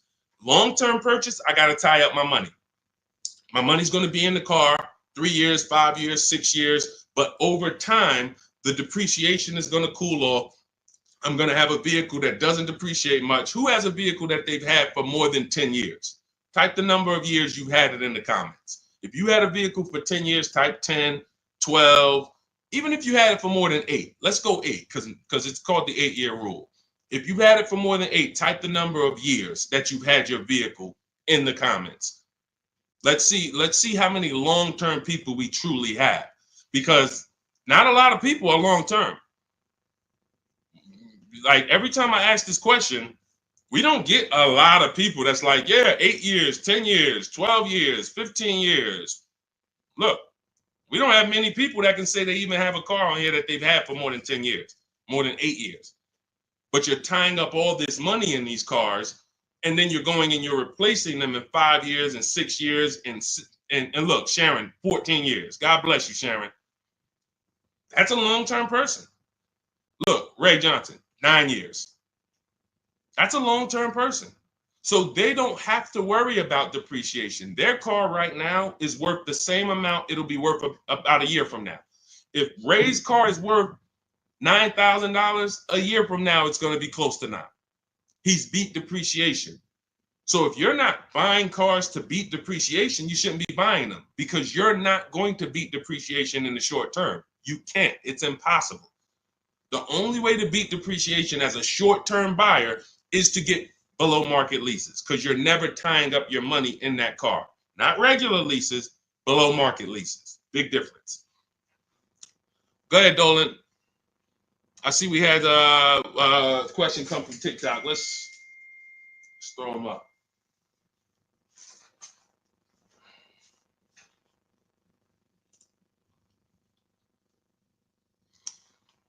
Okay, what about a fun car? I'm planning to keep my brand new car for 5 years. My previous car was a lease and traded in since I had positive equity. That you're going to lose.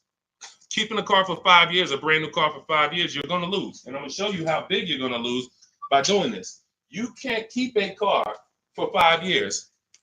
If you're telling me you plan to keep a brand new car for 5 years and then replace it, this is the depreciation curve.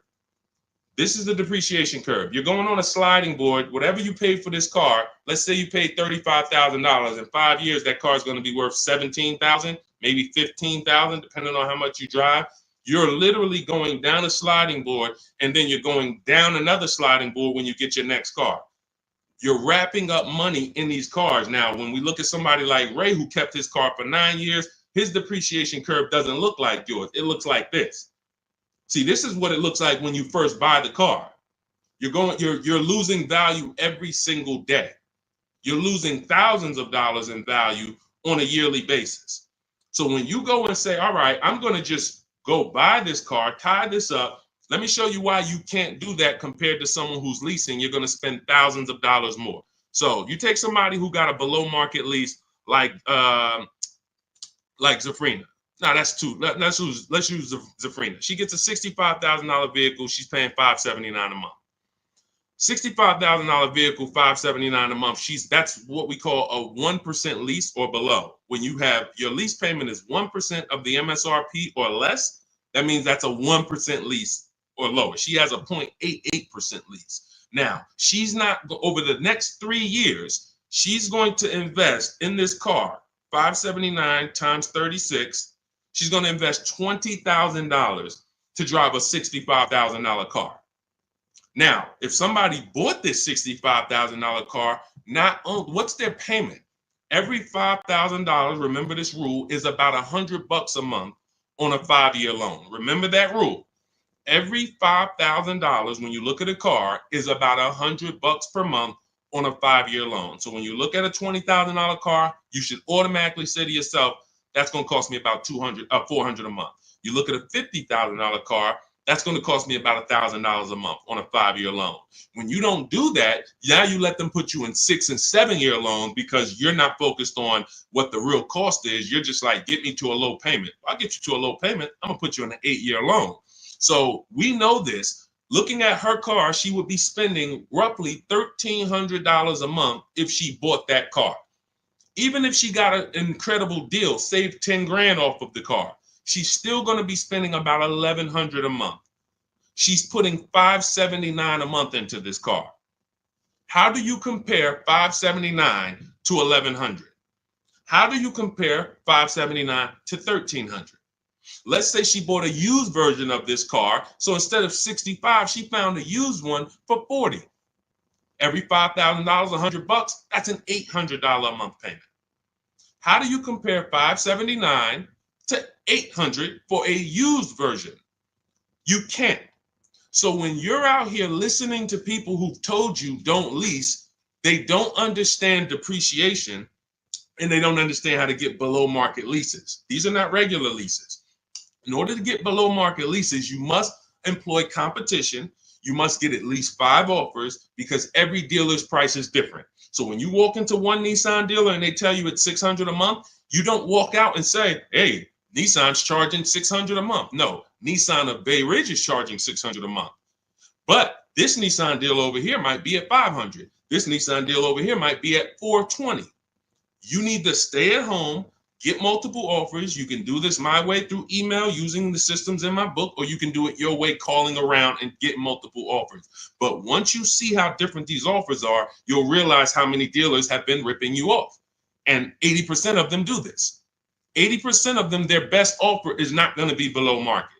They're going to make a certain amount of money or they won't sell the car to you. But we find the ones who will. All of this is in my new digital book, Cars from Home. It's called Cars from Home, 7 Steps to Saving Time, Money, and Avoiding Dealerships. You can get a copy for 75% off for the next 30 minutes in my TikTok bio, my Instagram bio, the YouTube comments, or the Facebook comments. You'll have everything we teach step by step. You can Google the book, Cars from Home. It's already 5-star rated. We've already got tons of people using it, talking about it. And this is what I want for you. I don't want you paying above market or market value like everyone else is paying. You need to be paying below market value. And the only people that pay below market value are people with strategy. Okay, so I would tell you, Kitty Cafe, the first thing you need to be concerned with is actually leasing and not buying. You said you were a leaser. See, and oftentimes people who go from a lease to a purchase, I'm sorry to say you didn't get a good lease deal. Because if I'm paying, think about what Zafrina's paying. Let's continue to use Zafrina as an example. If Zafrina's paying $579 a month for a $65,000 car, $579 a month only gets her about $28,000. Let's call it $30,000 on a loan. So for her to go and get the same $579 payment, she's going to only have about $30,000 to spend on a car. If she goes with a 6-year loan, maybe she can get like a $33,000, $34,000 car. That's it. That's her loan. So she's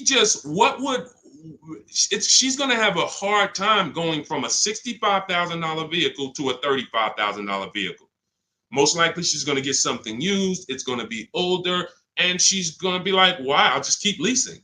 But if she was paying what other people are paying for this same Jeep, which is probably, I would say a lot of people for the same Jeep would probably be paying about $800, maybe $900. People with no strategy, they're probably paying $900 a month to drive this $65,000 car. It's easy to justify. So they're paying $800-900 a month. Then yeah, she might say, well, maybe I'll just buy something because I'm paying almost $1,000 a month to lease. But that's the difference between a below market lease and an average lease. There's a big difference. All right. Go ahead, Dolan. Next question. The leasing versus buying thing is really what's hurting a lot of you. The leasing versus buying thing and the not getting below market leases. There's so many bad things about what's been out here with leases. It's horrific. I spend every day putting out information trying to dispel this. But I realize there is so many voices that have told you guys things, but here's the thing. I talk numbers and I show numbers. If you pay attention, the people who tell you about leasing never talk numbers. They never show you numbers. All they do is rent. Leasing is renting. Leasing limits you. You limit, they pick your mileage. You pick the mileage. It's so much bad information. But I've been leasing since I'm 22 in the car business. Got my first lease, Pontiac G6, $20,000 vehicle. I was paying $256 a month for it. Meanwhile, I had a friend, they're paying almost $500 for a Toyota Corolla. We both got a car for about the same time. They're paying $500. I'm paying $256. I'm seeing what they're going through with their car breaking down, getting older, because they kept the car for a while, getting older, and now I'm on my second car, paying a low payment. And as a young person, you don't want a $500 payment. I didn't need a $500 payment when I was 22. Just had my daughter. I needed that $256 payment. They had just had a family too, but they got to come up with $500 a month to drive about the same price car. The Corolla and the Pontiac G6 at that time were about the same price. You can't justify to me in any way that makes more financial sense. There's nothing you can say to me unless that person's going to keep the car, pay it off, and then keep the Corolla forever. If you're going to keep the Corolla for 10 years and then you pass it down to your daughter or your son at their first car and now you just got an extra car, that's a different story. You shouldn't be leasing if you're that person. But if you're a 5-year, 6-year owner, 7-year owner, and you're just paying these high payments, you pay your cars off, and then you go back into another finance, you're just overpaying. You're throwing thousands of dollars out in the garbage, and there's no way around it. You put me against anybody. You put me on the stage with Dave Ramsey himself, the guy who has programmed thousands of people never to lease cars, and you give me 15 minutes. I don't need 2 hours with Dave. I don't need to debate you for 2 hours, Dave. If we're not talking about investing in mutual funds, you do a great job there. We're talking about the financial aspects of below market leases. Let me show you what a below market lease looks like. Let's consider what a person who buys their car is going to pay versus a person who gets a below market lease. Let's look at the resale values of this person who buys their car. When they go to trade that car in, what they're going to get back. And let's look at the net money they have lost compared to the person who got the below market leases. I will prove it to you in 10 to 15 minutes. And are you willing to tell your millions of people that you have programmed incorrectly because you know nothing about buying cars? You have programmed people based on you being a financial advisor, not a car person. You haven't seen thousands of car transactions to be able to say what you're saying. I've been involved with credit. Credit's a big part of what I do over the last 15 years. I don't teach it. Why? It's not my expertise. It's not my lane. It's easy for me to say, hey, I got a lot of people need to know about credit. Let me just start giving y'all some credit advice. No, because I respect the people who have learned credit to the T. Dave Ramsey decides I want to teach about cars. That's where he has led millions of people astray. And he has thousands of people investing in cars, short term, losing on resale, getting killed by depreciation. And they're like, well, Dave told me to do this. It's hard. It's hard to help. It's hard to get those people to unlearn. Go ahead, Dolan. Next question. Keep typing your questions, y'all. We will get through as many as we can in the stream. Good point. I only financed as I wanted to upgrade from my lease. My lease was $180 a month for 36 months. That's a big change. $180 gets you $10,000 on a finance. That's all $180 a month gets you. Now, if you put money down, that's different. Obviously, there's a lot of cars most cars don't lease for $180. So I'm assuming that you put some money down to get there. But again, what were you driving for these payments? You're driving a brand new car. There's no comparison. When you're getting below market deals on leases, there's no comparison. Again, let's look at Charles. Charles gets a Palisade, $48,000 vehicle. Some people, and you may own one of these. And if you were honest, you say, Deshaun, I own that vehicle. How much is your payment? No money down. Probably $800-900 a month. Probably $1,000 a month. He's paying $597. Some people say, oh, Deshaun, don't they limit you on mileage? No, you pick the mileage. Look at Jen. Jen got her Honda CRV. She's paying $512 a month. It's a $40,000 vehicle. That's normally $800 a month to buy on a 5-year loan.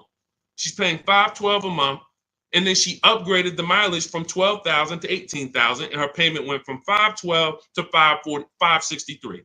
40 some odd dollars. She gets to drive as much as she wants, as she needs to drive, not as much as she wants to drive, as much as she needs to drive. And the problem that that you may have with leasing is you didn't get the mileage you needed, and then you started blaming the lease. You knew you drove 15,000 miles a year, but instead of getting 15,000 miles a year, you took the 10,000 mile a year option. You looked at the payment for 10,000 because you might have not been getting a below market lease, so the payment was high, and you're like, okay, well, just give me the 10, and then you know you needed 15, so now you're going to pay the penalty based on not the lease's fault, based on you. You could have paid $45 more per month, got every bit of mileage you needed, and then you could have enjoyed your lease hassle-free, dropped it off in 3 years, no problem. So people are blaming the lease for their lack of understanding about how they don't pick the mileage for you on the lease. You pick the mileage. We got people who drive 25,000 miles in lease because they don't want to keep their cars tied up and have that depreciation on a car they own. If they drove 25,000 miles, any high mileage drivers, type HM into the comments. Any high mileage drivers, you drive over 18,000 miles. If you bought your car, tied up that money in that car, and depreciated it with high mileage, that car is going to be worthless in 3 years because you put 75,000 miles on it, and then you come back to replace it, and you have 15 grand of negative equity, and you wonder why. You depreciated the car. Meanwhile, when I was at Hyundai, I worked at Hyundai as a manager for 6 weeks. I had a guy who came in, he was dropping off his lease. I learned something incredible. I said, car had 72,000 miles on it. I said, you leased this? He said, yeah, I used to buy. I stopped buying because I would always have negative equity. I only lease now. 25,000 miles a year. I drop it off every 3 years, get me a new one. I'm in sales. I looked at his lease contract and I saw that his payment was less than $200 a month more than what a normal below market lease on that Sonata was. If a normal below market lease was $350, he might have been paying like $550, $525. It wasn't $700. He was paying a couple dollars more, but he could drive 25,000 miles a year, drop that thing off, never have to worry about negative equity. Mileage doesn't stop you from leasing. It's not about how much you drive. It's about how long you're going to keep the car. because a below market lease is how we beat depreciation or long-term ownership. Nothing to do with how much you drive. You pay for the mileage whether you buy or lease. Doesn't matter. Go ahead, Dolan. Keep typing your questions, y'all. We'll get through as many as possible. What's up, Ashley? What's up, Kenyari? What's up, Boss Babe? Ashley, good to see you. But I made my wife lease a brand new electric Equinox, $350 per month, and no sales tax. The $180 was a 2021 Corolla lease before the chip shortage for $3,000 down. Solid, solid.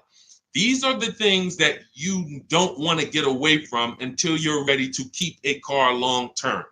If you are leasing and not keeping cars 8 years, keep leasing. Make sure you're getting multiple offers so that you can get these below market leases, so that you're not paying these prices on the commercials that you see with $5,000 down and all of this tax that's not included. We are getting below market leases, and in order to do that, you must get 5 offers, at least 5 offers. Now you get these below market leases, and you keep doing that until you are ready to buy something. Because as Cafe just said, if he's paying $3,000 down, $180 a month, somebody who bought that Corolla is paying $3,000 down, $500 a month, because a Corolla is probably about 25 grand now. So that's a $500 a month payment with their taxes that they're paying when he's paying $180. This is not, look, for a brand new electric Equinox, he's paying $350 a month. This is someone else who knows how to get great lease deals, whether he's negotiating for them or whether he's calling around getting multiple offers. It doesn't matter. He's getting prices that you are not getting. And that's the prices we get. You want to understand that all prices aren't the same. There's below market price, there's market price, there's above market price. Above market is for the people with no strategy. You just walk in and you sign the deal. You might say no one time, and then the next offer you sign it. Market value is for the negotiators who are trying to feel for the bottom. You don't know where the bottom is, but you say, hey, take $2,000 off, we got a deal. Give me invoice price, we got a deal. You're paying market value. You're not getting anything special because there's hidden money, rebates, incentives that you don't know about. There's markups in the lease contracts, in the money factor, money hidden, you don't know about. And you'll never know about it until you get multiple bids. But below market price is reserved for the people who are shopping multiple dealers. We do it from home, getting multiple offers, and now you're paying $350 a month for a car that other people are paying $600 a month to own. You cannot justify pulling up in the same car and one of you is paying $350, one of you is paying $600. But the one who's paying $600 says, well, I'm going to own this. But by the time you pay it off, you're just going to turn around and get another car and do it all over again. So you never win, ever. It's a bad way to move. Go ahead, Dolan.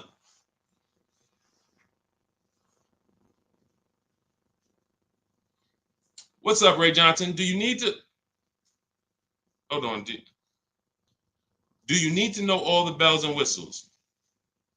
I don't know what that means. Can you rephrase that question?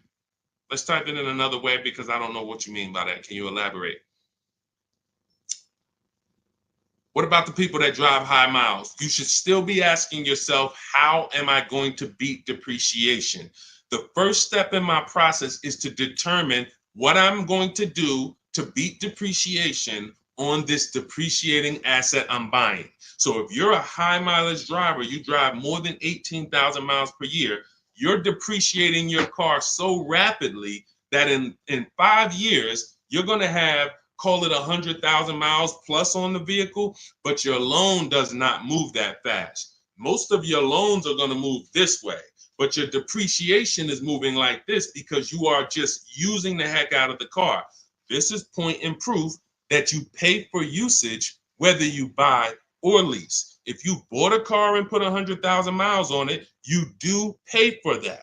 If the same person bought the same car, but they only put 50,000 miles on it, their car's worth more than yours. They can sell it for more. So you lose based on your usage. So in the short term, you can't win driving high miles because you are literally destroying the value of your car. Then you flip to another car. That'd be like you doing this. Hey, do me a favor. Give me this car, let me depreciate it like crazy, then let me swap it out and let me get this car depreciated like crazy, and you just keep doing it. Depreciate it like crazy, but you're never getting to the point where the car is paid off and now the car starts to depreciate like this. That's for the people. If you have a car that you've had for 10 years, 12 years, 9 years, 14 years, this is what the car is depreciating like. You're losing a little bit every year. If it was worth $9,000 this year, it's probably worth $8,200 next year. You beat depreciation. And that's when you enjoy, this is the benefits of ownership. This is what I call in my book, the reward stage. You don't get here without long-term ownership. And if you're not built for long-term ownership, that is okay. But what you should be doing is doing what my client who was in Hyundai did, doing your high mileage lease, shopping for a below market lease, and then driving the mileage you need and dropping off your car in 3 years and going and getting a new one over and over again. You're never tying up your money in these cars. If you're going to tie up your money in these cars, you better have it in there for the long run. If you're going to tie up your money for 5 years in a depreciating asset, you are losing money in depreciation. Like you can't get it back. That's why you're never happy with what the car is worth. When you come and find out what your car is worth, you're like, I can't believe that's all you're giving me for my old car, because you're thinking about how much you put into it. Long-term owners like this, those of you who have cars that you kept for 12 years, you're not thinking about the resale value, right? Right or right? You're like, Sean, I got so much money out of this car. I had this car, man. The transmission went out. I put a new transmission in it. I got my money out this car. That's the benefit of buying. And if you're not buying, you should be if you're not getting there, you should be shopping for below market leases, never tying up your money in these cars to begin with. It's only two ways. Get out the middle. It's three people: long-term keepers, short-term leasers. Then it's the people that's stuck in the middle.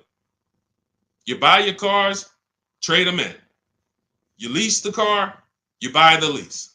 Stuck in the middle. Go ahead, Dolan. All of this is in my new digital book. If you're like, Deshaun, there's no way I'm going to remember this. You can get my new digital book. It's called Cars from Home, 7 Steps to Saving Time, Money, and Avoiding Dealerships. It's already 5-star rated. Thank you to everyone who has rated and reviewed the book on Goodreads. We appreciate you.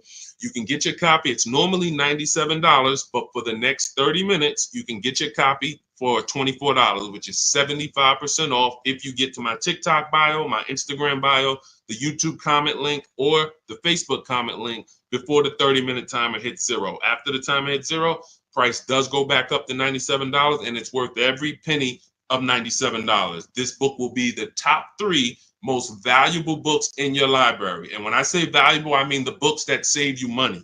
There's only a few books. I got a bunch of books. You guys can see I'm grabbing them. There's only a couple of these books that have actually put money in my bank account or helped me save money. There's not a lot of them. This will be the top 3 most valuable books to your bank account. That's all I care about. So go grab your copy, TikTok bio, Instagram bio, YouTube link, or Facebook comments, and you'll have everything we teach in the blueprint of how to get below market leases, below market purchases, below market new cars, used cars, high mileage driving. Everything is in there step by step. It's a blueprint. All right. Go ahead, Dolan. All right. Buy a car for the first time. I'm going through my bank. My budget is $8,000 and I finance the rest. So you have $8,000 cash. You want to see, can I get a vehicle without using that cash? So if you're talking about financing, first thing you want to decide is, what can we get without a down payment? So depending on where I want my payment to be, let's say $350 a month. Maybe I want it to be $350 a month for 5 years. Well, can I get a car with everything I want, everything I need, $350 a month for 5 years? That's my budget. If I could do that, I don't need a down payment. Now, if you say, okay, $350 a month for 6 years, no money down, that's a little more money. If you say, all right, $350 a month for 5 years, but then I'm going to use some of my down payment. Now I can get even more car. And then your max budget might be $350 a month with my down payment for 6 years. See, all of those numbers didn't change, but the terms changed and what you bring to the table changes. That budget doesn't change, but you don't realize if I get a car for $350 a month for 5 years, I paid less than if I get a car for $350 a month for 6 years. So these is how we budget. I actually have a tool in my book called the Perfect Budget Calculator I created, where you put in your preferred down payment, you put in any equity you have from your old car, you put in your max monthly payment, you put in the average interest rate, and it'll give you up to 6 goals that you shop from. So when I went and got my used Infiniti truck, I had 6 goals. One of them was no money down 5 years. Next one was no money down 6 years. Third one was money down 5 years. Money down 6 years. Then the fifth one was money down and the equity I had from selling my old car. And then the sixth one was money down, equity, and 6-year loan. See, there's multiple ways to budget where you don't go over your max. But I find the problem is when we budget with our max in mind, I only want to spend $500 a month, $500 a month, $500 a month. You usually go in and you spend what? $600, $550. You're putting $1,500 on a credit card because you didn't calculate the taxes. The tool in my book, the Perfect Budget Calculator, calculates the taxes in your state. So you don't go in and say, oh man, I didn't know there was another $3,000 in taxes and fees. Who's had that happen? Oh man, I thought we was making a deal, but you forgot about the taxes and fees. See, all of this stuff you don't realize should be normal in a complex financial transaction. But what they've taught you in the car business is to just treat car buying like you're buying a TV, because it makes them very rich. I've been in the business for 14 years. I sat next to people who I know shouldn't be in the business, but they're not going to get them out the business. They make a lot of money for the dealerships. They'll always have a job. Even if they get fired here because the customers start complaining, they'll go there and they'll say, hey, look, I made 300 grand at my last place. Oh man, when can you start? These people are always going to have a job. So when you look at the industry and say, okay, if this is what the industry is like, what do they care about me? They don't. The 20% of dealers who get up every morning and they do the right thing. They want to beat their competition. They're honest. They want to make sure that they're giving you the best service. It's 20%. 2 out of 10. You're going into your local dealer and you're buying from them, not realizing that's an 80% dealer. All they do is make a lot of money on their customers. If they can't make a lot of money on their customers, they won't sell the car. And you know what's beautiful about the car business? For those of you who are wolves and sharks and evil, it's not about the customer winning. It's about you making the customer think they won. I'm going to say that again. For those of you who are like, what business could I get into where I can make 200 grand? And I don't need to have morals, as long you are trained to make the customer think they won. And that's all it's about. If that's why you start high and you come down. If you know your price on your car is $600 a month, you start at $800. This is what the worst people do. You know that the full price for your car is $600 a month. When Mr. Jones sit down, hey, Mr. Jones, all right, we got a great proposal for you. Great news. We're going to make you a great deal today. Your payment's $790 with $2,000 down. What? That seems like a high for this car. The car's only this. That seems real high. And then I didn't even want to do any down payment. All right, so you didn't want to do a down payment. So, all right, look, if I could get the down payment out, your payment would go from $790 to now it's $840. No down payment, though. What's more important than you, the payment or the down payment? No, well, both. But what's more important? If you had to pick one, well, I really don't want to do any money down. All right, so right now we're at $840. Where can we agree? I'll talk to my manager. Where can we agree that you'll be happy? Because I want to make you happy, Mr. Jones. Nah, I mean, I'm thinking of paying I really wanted to be at $500, Mr. Jones. I understand. Where'd you come up with that number? I just thought, like, I'm looking at the car, I'm thinking, 500 seems fair, but follow me, Mr. Jones. You're looking at this car, you know where the demand is, you know there's no cars around. This is all stuff that's not true. You don't know where the demand is because you haven't shopped. There's no cars around. You don't know that because you haven't shopped. But these guys we are absolutely trained to, if you want to use your powers for evil, it is very easy to get you. That's why we don't shop that way. I would never send you in to deal with people who negotiate every day for a living like this. Your power is being at home, having multiple dealers compete for your business, and that's how people like Tasha get these deals. Thousands off on a brand new car, only 1-year-old car. This is how we got grandmothers who do this. Look, India, ridiculous deal on a Toyota. Look, Hyundai, $365 a month, no money down. 2024 Hyundai Elantra, limited with the leather in it. She didn't get that going in negotiating. You can't. But from home, that's where the power is. That's why our entire system is called Cars from Home. I can sit here and walk you through why you can't win. I don't care who you are.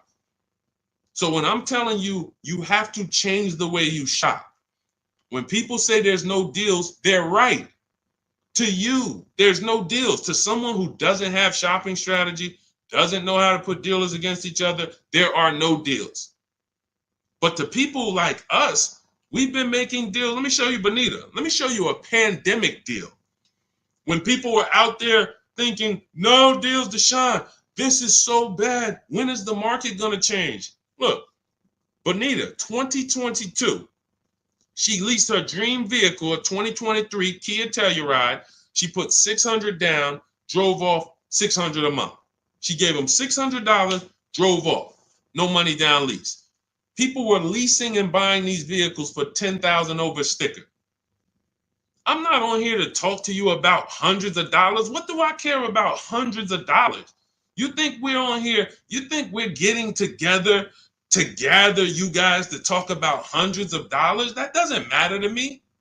Thousands is all we talk about. Every single thing we discuss here is $1,000 mistakes. You not leasing when you should be leasing. $5,000, $7,000 mistakes minimum. You not getting multiple offers on your car. Could be depending on the car, you look at somebody like Kimberly. Kimberly gets $20,000 off her Maserati. $20,000. Sean gets $20,000 off his F-150 Lightning. These are just some of the, look, even somebody like Tiffany, let's take a smaller discount. She gets a Mazda CX-90. She gets $6,500 off. What happens? There are people who got that same car. You won't say, they're not going to say it. They'll never say it. They'll never come on here and say, hey, Deshaun, I got that same car you just showed her get, and I only got $2,000 off.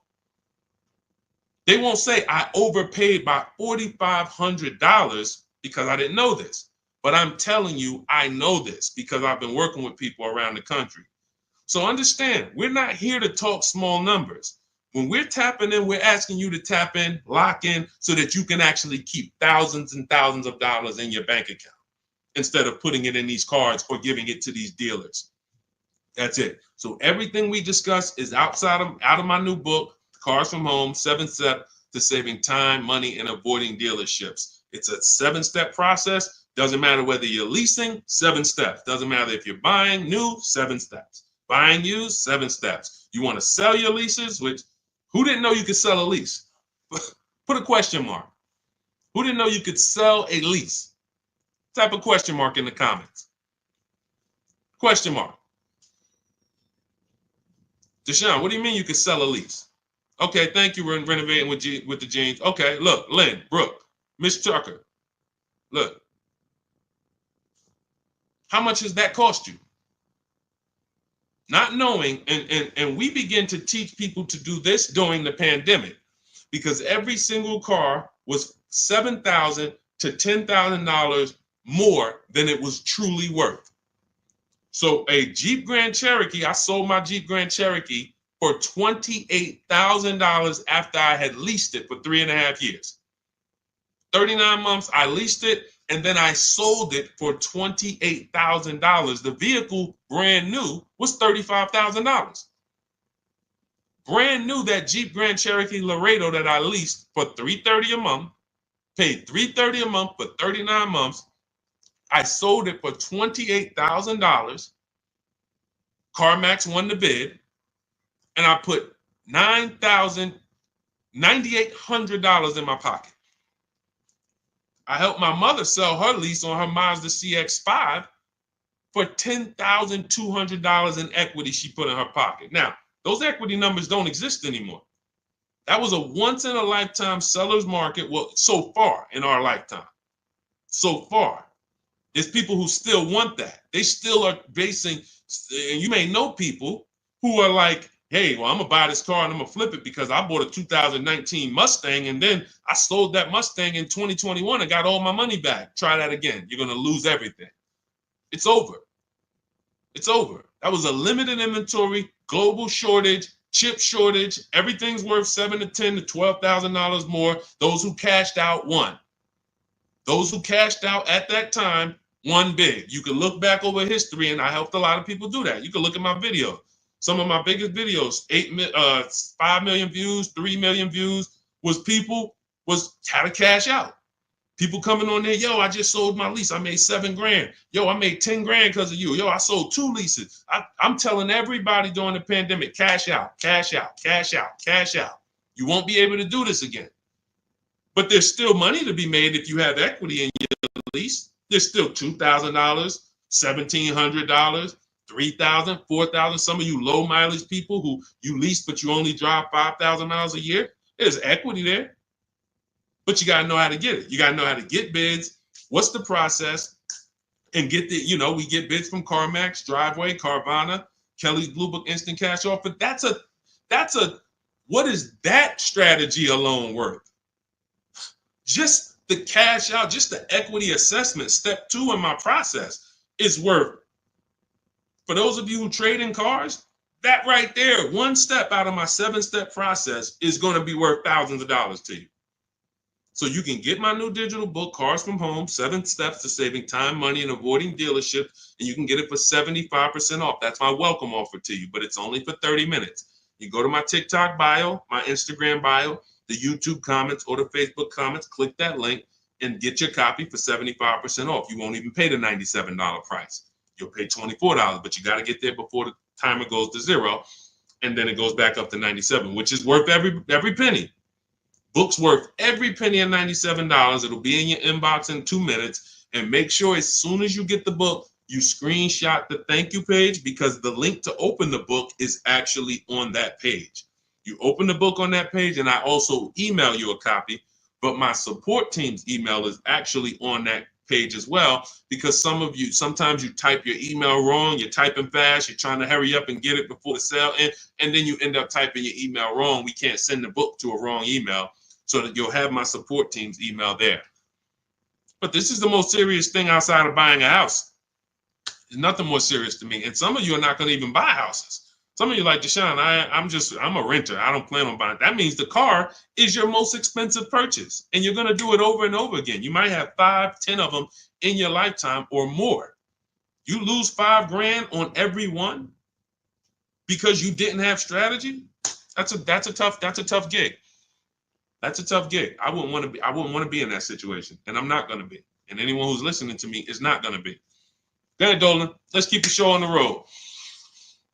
Do you need to know all the extras you want? Upgraded sound system items that are not in the base price? Absolutely. Whenever we buy a new car or we shop for a lease, we always build our car. We go on the site because we want to know everything's available, because we don't want to get a car and find out there was an option we wanted that we didn't get. And we also want to know what we can live with and live without. And we want to build our car to come up with an MSRP. So if the car you want the panoramic sunroof, you want the blind spot monitors, which most cars come with now, whatever it is, you need to have an idea of what that's going to cost. So once we build out our car, we determine our car is $42,900 the way we want it. Now, most times we're going to reach out to dealers and they're not going to have the exact car. That's why we always come up with, and when we're leasing, we come up with a couple colors. Buying, we don't compromise as much, because this is a car you need to love. You're going to have it for 8+ years. You don't want to compromise on what you want, or be talked into something, or let you convince yourself of getting something, a color you really don't love, because you're buying this car to keep it for the long run. Now, on a lease rather, you can be much more flexible, because in 2.5 years, you're getting ready to shop again. You get a 3-year lease, 2.5 years, 6 months left, it's time to shop again. So we want to make sure we can be more flexible with that. But yes, we want to know how much it's going to cost so that we can start to budget We always say with a lease, when we build out our car, we take 1.25% and we use that as a gauge of around about what it should cost. So if we're looking at a car that's $42,300, we multiply that by 0.125 and we say, okay, 528, that's a fair below market lease deal. Now, if we can do better than that with bids, we will. If the lease program is not as good, when we get our bids, it might come in at 1.3, 1.4, our best offer. We're going to have more offers than that. If your other offers aren't higher, then you didn't shop the right way. Because when you shop, you should see a $3,000 to $5,000 to $7,000 difference from your best offer to your worst offer. When you get offers the way we teach, you're going to get more market value, below market value, above market value. You're going to see them all. And you're going to be like, wow, I can't believe all these dealers, this their best offer? Yes, they want to sell and make a lot of money. But we don't care about them. I don't focus on the 80%. We're looking for the 20%. So we use this as a gauge to say, all right, this is around about what I think I should be looking at paying, depending on the deal that I get when I actually get my offers. So that's why it's important for us to build the car. Those are all the reasons it's important for us to build the car before we actually go shop for it. Okay? It's a great question. I see you. I'm leasing this year. There you go. If I could get more people to lease, wake up and look. I don't want you leasing if you're keeping your cars 8 or more years. That's the key, because sometimes people will come on the stream, hey, is this all about leasing? No. If you're buying, there's so many things you need to know about getting below market purchases. New cars, used cars, we haven't had those questions come in. People are not really asking questions about used cars and things of that nature, but I'm answering the questions that Dolan puts up that you guys are writing. So when we look at purchasing, there's a ton of questions that we got to look at, ton of questions. But when it comes to people not keeping their car 8 years, you should be shopping for leases. You're not keeping a car long enough to beat the depreciation. The depreciation's going to kill you, not the loan. Doesn't matter. Loans, okay, you could pay cash. Doesn't matter. The depreciation's going to kill you. That's what you're doing. You're buying a depreciating asset, trying to keep it short term, flip it, and do it again. You can't win. The only way to win with a depreciating asset is long-term ownership, or never tie your money up in it in the first place, which is a below market lease. Go ahead, Dolan, throw that one back up. Arturo, does your credit score affect the lease? Sure. You want to have fair credit. I always tell people you want to get to about a 660, 680, similar to if you were trying to get a good deal on a house. You would be trying to set yourself up with a good credit report to buy a house. Now with leasing, you can also lean on payment history. So if you have a $400, $500 a month payment, you've been making it on time for 2 years, that weighs heavily in you getting approved. I always say it's nothing that gets you approved for a new car like a paid on-time payments for your old car. The banks look at that and say, well, hey, we can see, yeah, credit cards might be high, but they never miss the payment on their car. They never miss that $500 payment. That means something to the banks when your credit score is a little in that marginal range or that mid-range. So I always tell people, get to a fair range, work on your credit so that you're able to lease, and don't tie up your money in a long-term purchase because you can't lease right now. If I couldn't lease right now, my only mission would be to get an inexpensive car, get my credit to a 660, 670 to lease. I wouldn't be trying to get a Dodge Charger, $20,000, $30,000, $40,000 car. I'm going to pay 20% interest. And when I go out to replace that car, I'm going to have so much negative equity because the interest alone is going to bury me because I don't have good credit. So now I'm no closer to leasing. My payment is going to be high. And I usually end up with an older car because I'm trying to squeeze my way into a nice car that I could show off and feel good about. Nah, I mean, I work hard. I want to be able to drive something that, I feel good about. But you haven't qualified yet. You haven't qualified to drive something great yet. If you have a 500 credit score, 600 credit score, you're not qualified to drive something ideal yet. You should be sacrificing to get set up so that I can make a power move. And what you do in getting set up is you get the least expensive car. that you can get a loan on. You get a $10,000 car, quality, small car. Try to get something that brand new was $24,000, $25,000, Hyundai Elantra. Get yourself a smallest car that you can qualify for, and you have minimal payments, $200, $250 a month payments. You pay those payments on time. You make sure it's a quality car, and you go and you make a move for a lease once you've established yourself. Or you can just do what other people do and say, you know what, who could get me in this brand new whatever, or who could get me in that, used Mercedes? And you're going to lose in every way. The quality of the car is not going to be ideal. The loan is going to be out of control. The interest is going to be great, ridiculous. You might not get a great price on the car because you come in looking desperate. You need a car, not want a car. You need a car. So nothing is working for you. Everything's against you. So it's much better for you to discipline yourself. Say, look, I don't mind driving something that I don't feel great about, but I'm working on my credit. I'm going to make these payments on time. I'm going to get myself to a 660. I'm going to have 2 years of on-time payment, and then I'm pulling off the lot in a brand new lease. Power moves. That's a plan. Go ahead, Dolan. And in my book, that's called the SMART car strategy. It stands for saving money at the right time. If you can't qualify for a lease, your only goal should be to set yourself up to lease. Now, if you're buying and your credit's not good, I'm an 8-year person. I keep my cars 8 or more years. Nothing wrong with buying a higher priced car and refinancing it later. So if you say, hey, I need to get, if you're a long-term person, your goal should be get a great price on the car. You're going to pay more in interest and then fix your credit. And instead of changing the car in 2 years to a lease, you would change the loan, refinance, and then you would keep the car. So it's depending on long-term versus short-term is everything. That's why in my book, it is step 1. You need to know from the get-go, am I a long-term person, 8+ years, or not? Because that's going to be the foundation we build on. Everything else comes after that. Karen, thank you for helping with my digital book. I wasn't checking my email. Of course, we want to use cars. So you're just following the multiple marketplace strategy. There's steps before that. And here's what I tell you, guys who have my book, ask yourself, what step am I on? This is what I tell everybody that I work with. Ask, what step am I on? Because if you're doing step 3, but you have not done step 1, that's a clear indicator. Oh man, I haven't done step 1. Step 1 is leasing versus buying. Most important question.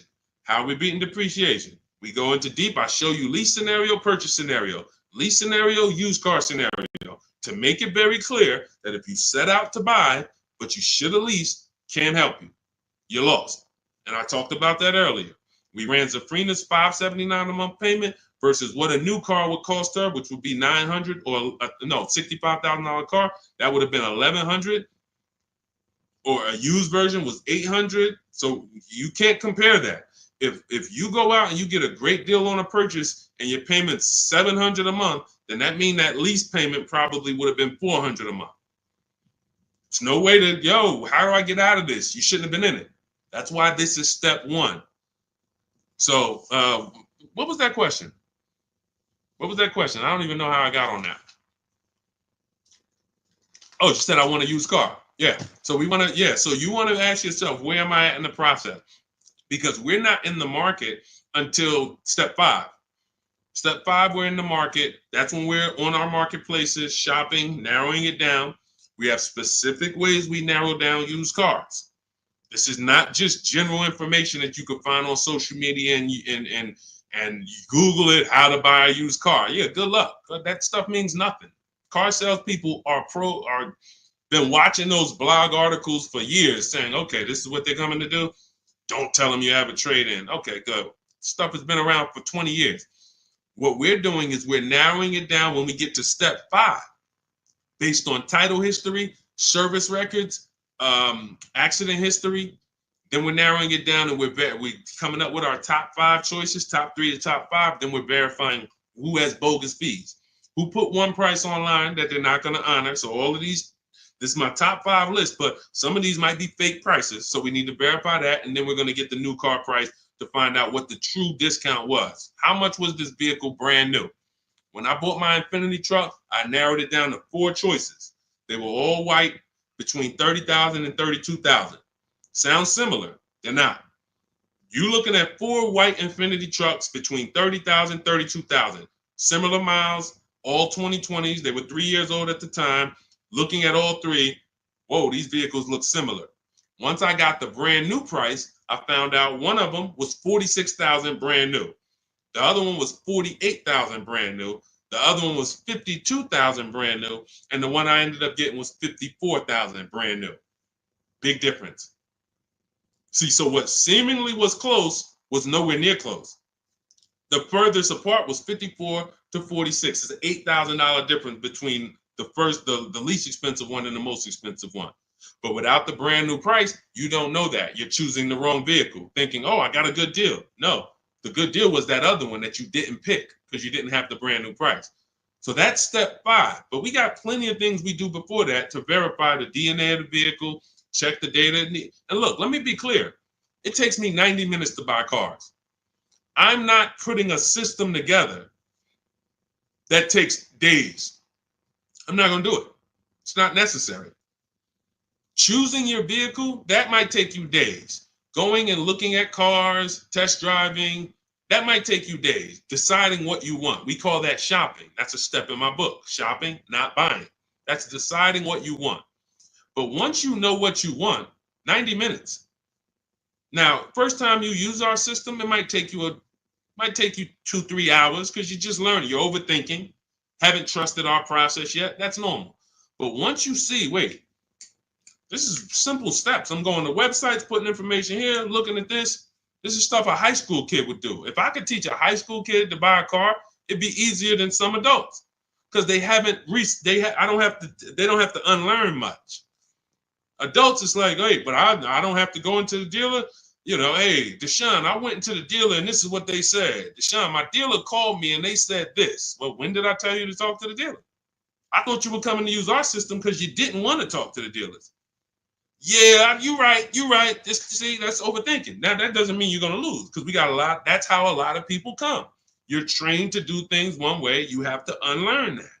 But once you see what we do, you're like, man, I can do this again next time. It'll take me 2 hours. I get any car I want in the country, Bentley, Rolls Royce, Corolla. It's going to take me 90 minutes because I'm using the internet. We're emailing. You know, I'm not getting in my car and driving to a dealer. So that's what we need to focus on. I know you have the book. Make sure you're asking yourself, where am I in the process? Start with step 1, just check them off. Step 7 is delivery. So when you check off delivery, you're done. You got your car.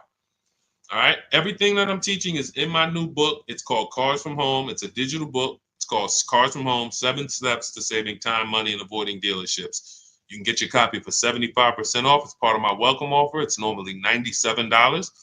But if you get to my TikTok bio, my Instagram bio, the Facebook comments, or the YouTube comments before the 30-minute timer hits 0, you got your copy for 75% off, which is $24. And it'll be in your inbox in 2 minutes. So once the timer hits 0, price does go back up to $97. And it's still worth every penny at $97. Go ahead, Dolan.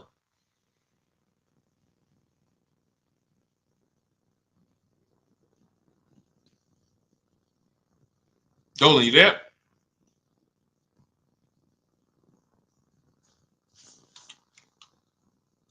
All right. Is it worth buying a BMW or Mercedes brand new or pre-owned certified?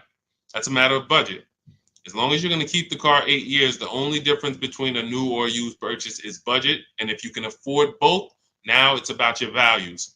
Do you want a new car because you only buy a new car every 10 years and you're like, man, I'm going to treat myself, I could afford it? Or do you want a pre-owned car because you're like, hey, I want to treat myself, but I could also take a 2 or 3 year old one and I'll be just fine with that. Now, what I always say, if you're going to buy something close to new, 1 or 2 years old, you need to shop the new market first because you might overspend for a 1 or 2 year old vehicle because you don't know what the new market is for a brand new one. So, example, Kimberly saves $20,000 off her Maserati. Sean saves $20,000 off his F-150. Milligan saves $27,000 off her Mercedes-Benz. So when you look at these vehicles, and I show these deals, if you're on YouTube, if you're on YouTube, that's Melissa. If you're on YouTube or Facebook or Instagram, you can see these. You zoom in here, you can see she saved $27,000 off her Mercedes. And some of these vehicles, even with these leases, you'll see people have saved 10 grand, 7 grand. Now, let's take the more dramatic discounts over 10 grand. If you can save over 10 grand on a brand new vehicle, then that means when you go buy a 1-year-old one, what should you be saving? If I know that the new market is 10 grand off, then for a 1-year-old one, I'm looking for about 18 grand off. I'm not looking for 15 grand off. 5 more thousand, I'll get a brand new one. So I need to know what the new market is to know what the used market should be. Now, this is once you get to 3 years old, you don't need to do this, because 3-year-old vehicles, there's a lot of options, because there's only 2 ways dealers get most cars. They're going to buy them off their customers or buy them from auction, or they're going to buy them after the lease. So 3 ways. Buy them after the lease. Most leases are 3 years. They're going to buy them from their customers. Most people don't trade their cars in 2 years. Or they're going to buy them from auction. And most people are not getting rid of their cars in 1 or 2 years. So you don't have a lot of options to choose from. You have limited competition. And when you have limited competition, you have a high chance of overpaying. But if I shop the brand new market and I see, wait a minute, on this car, brand new, I could get $20,000 off. Now, some of you might say, wow, if I could afford, I'll just get a brand new one. If that's the market, because I didn't know that the discount was going to be that big. But once you see this, okay, I know I can't pay more than on a used one. See, somebody who would buy a 1-year-old F-150 Lightning, truck's normally 70,000, 73,000. So they might look at a 1-year-old one for 55 and be like, wow, that looks good. Thank you, Renovating with the Gene. They might look at it and be like, okay, wait, this is a 1-year-old vehicle and you asking 55,000 for it? That sounds good. Because it's brand new. How much is it brand new? Well, 73 brand new. Whoa, that's a big discount, man. All right, yeah, I ain't gonna even argue with you. Let me get that. Not realizing that the brand new market on that vehicle, the person saved $21,000. So 73, 63, 53. So literally the brand new market on that vehicle was lower than what you just paid for a 1-year-old vehicle. And what's going to happen when you go to resell that vehicle later? You're going to lose because you overpaid by thousands of dollars. So this is so important to understand. People overpay for used cars all the time for a variety of reasons. They don't know what it was originally. What was the original new car price to even know they're getting a good deal on a used one? They don't know what the actual new car, again, this is for the 1 and 2 year people. You got options because somebody asked, hey, should I buy brand new or should I buy pre-owned? That means you probably have the money to afford both. So you might go out and buy a 1 or 2 year old pre-owned. But if you're like Milligan and you bought one of these electric ones, she saved $27,000. If you went in and you bought a 1-year-old one and you got 20 grand off, you might think you won. But she got 27,000 off a brand new one, which means if I saw 27,000 off a brand new one, for a 1-year-old one, I want 35 grand off. I want 38 grand off. The new market for this vehicle is very soft. So that means the 1-year-old market should be very soft. It's an extreme depreciation. Another reason why you don't buy these vehicles. Now, mind you, you know what I didn't mention? The people who paid for this vehicle and didn't get $27,000 off. It's people who are going to see this stream. Again, most of them will never say it. They have this same vehicle that Milligan has. Same $73,000 vehicle. They went in, they negotiated. They said, listen, all right, come on, man, make it 10 grand. 10 grand off. And they went home thinking, hey, honey, you're not going to believe this. Guess how much they took off the truck? How much? 10,000 off. They in there, oh, I won. See something like this? That's why you can't feel for the bottom. Negotiating and feeling for the bottom, wondering, all right, I think I'm at the bottom. That sounds good. You can't win. In fact, I've showed you multiple ways you can lose huge like that, and people are losing like that. You can't feel for the bottom. You don't know what we have as the dealers. You don't know what rebates I have. You don't know how many incentives I have. You don't know if the manufacturer sent us extra money because we got to move these vehicles. You don't know any of that. You come in and asking for the invoice. All right, invoice on a $73,000 car, 6.5% markup. All right, invoice is 57, and a good salesman's gonna fight you for invoice. They're not gonna just lay down and give you invoice, even if they sitting on 20,000 in rebates. A good salesman is fighting for every dollar of the commission. So you've been, hey, how they gonna fight? They got 20 more thousand. You telling me they got 20,000 in rebates and they gonna fight me for 1,000? Yes, because it's perception. If they take off $10,000 for you in a heartbeat, you might think, wow, you took off 10,000 a little too fast. This is how salespeople are trained. So I'm telling you, the people who believe it, they're going to win. If you listen to me, you're going to win. If you don't listen, you're going to keep losing. And when I say losing, I mean, show me your car deals. Show me your car deals. That's all I care about. Sean, I'm going to do it my way. Okay, show me your car deals. DM me. Sean, I did it my way. How this look? All right, would you bet me $1,000? I can't find a better deal than this. Would you take the bet? I'm looking at your deal. You did it your way. Yeah, I went in. I negotiated this thing. Okay. Would you bet me $1,000 that I can't find a better deal than this? Oh, nah, man. I don't think I want to take that bet. I know you don't, because you don't have confidence that you actually got the below market deal. You might have got the best price from that one dealer. I don't doubt that. But that dealer is an 80% dealer, and his competition would blow this price away. But because you didn't talk to his competition, you never gave his competition an email, you never gave them an opportunity, you don't know that they would have beat this price by $3,000 or $5,000 or $10,000. That's what we do here. That's what Cars from Home is. That's why our system is called Cars from Home. All our deals, 90% of what we do is from home. 90%, and sometimes 100%.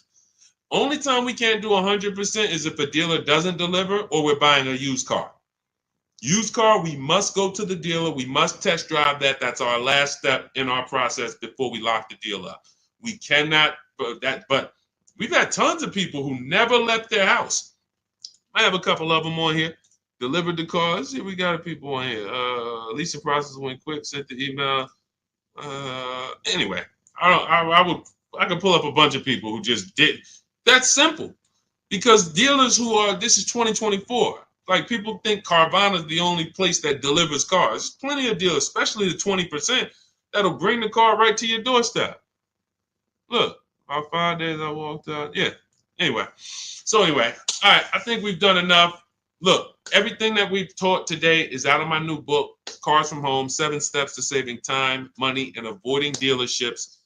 It's a 7-step process that I've developed over 14 years in the car business to buy, lease cars, to buy and lease cars below market value in 90 minutes. This does not take a lot of time. This is the easiest way. You don't have to be a great negotiator. You will stay at home where your power is, where you can put dealers against each other, put banks against each other. Thank you so much, Renovating with James. And you can employ competition. The same way you shop for everything else, competition, you can bring that to your car deals. And that's the only way you're going to get below market deals. And that's the only way you're going to start to enjoy car shopping. When you're at home and tons of dealers and banks are actually competing for your business, you actually enjoy that. That's why when you see people like Teddy, who said that I will never lease another car any other way. Look, suppose it's a bit wordy. Look at Teddy. You got his BMW 2024 i4 M50, $73,000 vehicle.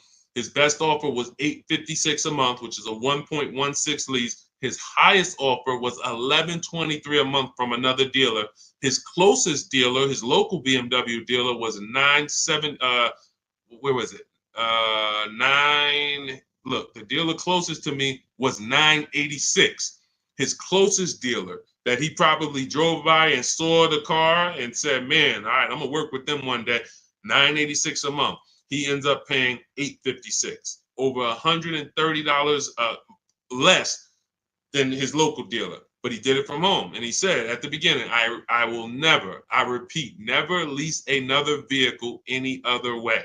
Now, had he bought the car and got $10,000 off, he would have said, I will never buy a car any other way. The Cars from Home way is how you are in control, how you feel like the prize. And when that 20% dealer wins your business, you feel like you won. You know you won. So, all right, let me get out of here, y'all. Grab your copy as my welcome offer to you of Cars from Home, 7 Steps to Saving Time, Money, and Avoiding Dealerships. 30 minutes only. You can get it for 75% off, so you won't pay the normal $97. In my TikTok bio, my Instagram bio, click the picture of me, the YouTube link, or the Facebook link, and grab your copy. As long as you get there before the 30 minutes is up, you got it for $24, and you'll have everything step by step. You don't have to remember any of the things we've spoken about over the last hour, 15 minutes. You don't have to remember them because you will have the blueprint step by step. Leasing step by step, buying step by step, selling leases, selling your cars. We never trade cars, getting out of negative equity. All in there, high mileage driving, everything in my 14 years of experience is in that book. All right, so I look forward to you guys using it. Make sure you send me your success stories. Write me emails when you make your deals. Let's continue to 30 minutes now. It's only available for 30. Now, it's available forever. $97 is the price. Normal price of the book is $97. But for 30 minutes, you can go to my TikTok bio and you can get your copy for $24, which is 75% off. All right. God bless you guys. I'll see you soon. And keep unlearning, keep relearning. Thank you. Thank you.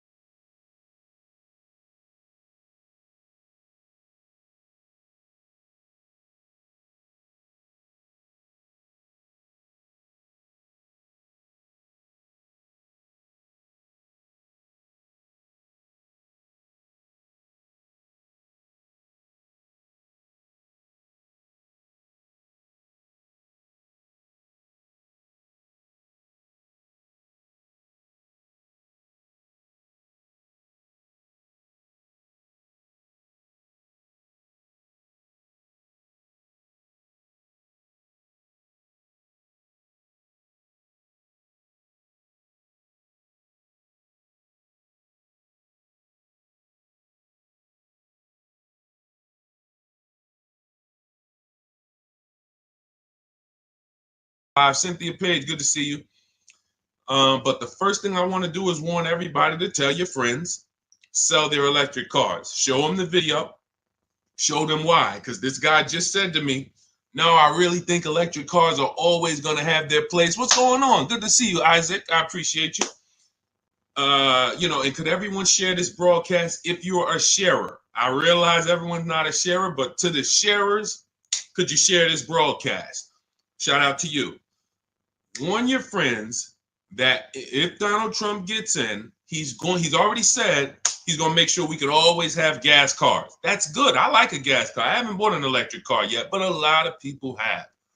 And the minute, automakers do not want to make electric cars. Take it from me. I was in the business for 14 years. They kept dragging their feet. What they did was they made better gas cars. Who remembers the V8 engines? Rest in peace. If you remember the V8 engines, type me. Who remembers the V8 engines? Type V8 if you remember when literally we had V8 engines up and down the road, 400, 500 horsepower engines. Those are a thing of the past for the most part. Why? Because automakers in the last 10 years started using turbochargers. You understand, Just Money? You understand? Started building turbochargers. And what they started doing was saying we can actually make vehicles that are not as hard on the environment. They also will produce similar horsepower and more torque. And we don't have to worry about having these issues with emissions and things of that nature. So they were taking steps to be more economic, more fuel efficient, and better for the environment.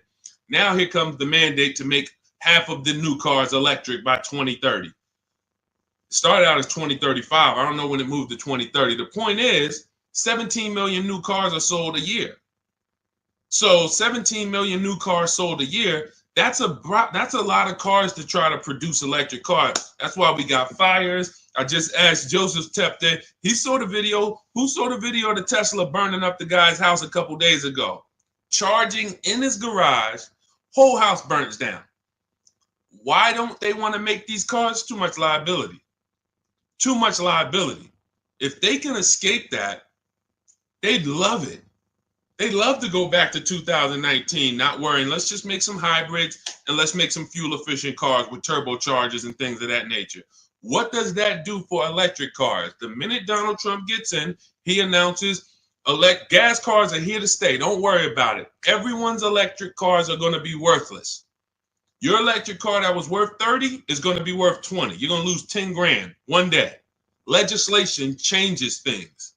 Legislation affects the market. So my mission before Election Day is to get you to sell your cars. And if you're watching this as a rebroadcast, sell your car. Sell your electric car. Get into a gas car if you own your electric car. Go to CarMax, Driveway, Carvana, KBB Instant Cash Offer, AutoNation, and Car Gurus. Get your 6 cash offers. Sell these cars. You won't be able to. You will not be able to. You're going to be so far underwater. The market's going to be so soft. It's already soft. Google Tesla depreciation. See, I don't want to tell you guys something. Keep typing your questions. We're going to get to the question, but this is a warning, and most people are not going to take it. Most people, just like when I warned people in 2022, do not go out and buy these overpriced cars. Learn to shop so that you're not buying used cars that are going to be worth half because they were selling them all through the pandemic. 80% of dealers were selling used cars that were just 10, 20 grand more than what they should have been selling for. I told them, don't buy these cars, shop around. Now what we got? Thousands of people around the country who are $20,000 upside down, can't get out. I realize though, but if I could help 10 people, if 10 people say, Deshaun, you know what? My man told me, he sent me your video. I sold my Mach, whatever it is, Ford Mach. I got out of that thing right before. I'm glad. If we can help a couple people, God bless us. Sell your electric cars. You won't be able to very soon. And if you're going to keep them till the wheels fall off, then it doesn't matter. If you're going to keep it till the wheels fall off, it doesn't matter. But if you're planning on replacing this thing in 2, 3, 4 years, sell now, immediately. Get out of it right now. All right. Let's go. All right, we got a couple questions. We're live on Instagram, Facebook, YouTube, and TikTok. And, we'll be live for probably at least 45 minutes answering all types of questions. For those of you who don't know me, I'm known as Deshaun, the Auto Advisor. I spent 14 years in the car business. Now what I do is show you how to make dealers bid for your business. Every dealer has a different price. All cars are cookie cutter. No matter how much you like a car, there's 100 of them in this country at minimum. Even the most rare cars, Bentleys, you have 20, 30 of them around the country that you can shop around so that you can see. But if you use online tools like the tactics I'm going to tell you in this live, you will save thousands of dollars. You'll get below market deals on leases, new cars, purchases very, very easily. Very easily. All right. So feel free to ask your questions. Let's get to it. I see we got a couple that came from TikTok. Dolan, you want to bring the first one up? All right, let's go. I drive a lot of miles. Is it worth it to get a leased vehicle? That's a great question. If you're a short-term person, if you're keeping your cars till the wheels fall off, no. If you drive 25,000 miles a year, but you're keeping that thing for 10 years, that's only 250,000 miles. You get a Honda, Toyota, there's several cars that will go 250,000 miles. No need to think about leasing. It's all up to if you're going to keep it 8+ years. You do not need to. Who keeps their cars on average more than 8 years? Type me. If you keep your and listen, some of you who are new here, you may not know how we do here. We use our keyboard. Listen, I know there's lives where you just sit back and you watch the person's telling jokes or just talking. We dialogue here because this is a finance channel, so we spend a time dialoguing. So stay close to your keyboard. That's how you're going to get the most out of what we're doing, and that's how you're going to save the thousands of dollars on your car. Okay, I see you, Alton. All right, I see you, Amanda. Okay, if you keep your car more than 8 years, Don't think about leasing. If someone in your house is keeping their car more than 8 years, they should not think about leasing. Doesn't matter how much they drive. Just get a quality vehicle, get a below market price, keep it long term. You're going to win. If you're not keeping it more than 8 years and you are putting high mileage on your car, you are losing more than anyone because your car is worth less depending on how much you drive. Let's just say you got a car that's worth $30,000 today. You drive average miles. Average miles. What's the car worth in a year? Throw some numbers out, y'all. Throw some numbers out. $30,000 car. You drive at average miles. What is it worth in a year? What does that car depreciate in a year? From 30,000 today, what is it worth next year? Throw a number out. Okay, Amanda, 19. That's fair. That's a little steep, but 18. Okay. Somebody said 10,000. Man, what kind of car you buy? Listen, that's how electric cars are about to depreciate. It's so funny. That's how electric cars are about to be. They're going to be worthless. The investment in the infrastructure isn't worth it. Okay, so now let's just say you have a $30,000 car. You drive it 40,000 miles in 1 year. 40,000 miles. Isn't it worth a whole lot less? Yes. So depreciation is what you're thinking about when you're considering when to lease. And what I teach people, this is step one, is if you're not keeping your car 8 years, you're not going to keep it long enough to beat the depreciation. The depreciation is going to kill you. Now, cash buyers understand. All my cash buyers type dollar signs. Dollar signs. Cash buyers understand because they buy a vehicle. If they went to replace it in 3 years, they see what it's worth. They know what they put in. They know what they're getting back. And they're like, oh, this doesn't make sense. Payment buyers, they don't. Because all you really care about is payment. So they manipulate payments on you, stretch the loan out, 6-year loan, 7-year loan. You don't see how much you lost, and that's why you think you won. But in depreciation, cash buyers will always see how much their vehicle has depreciated. So how do we avoid it? Below market leases.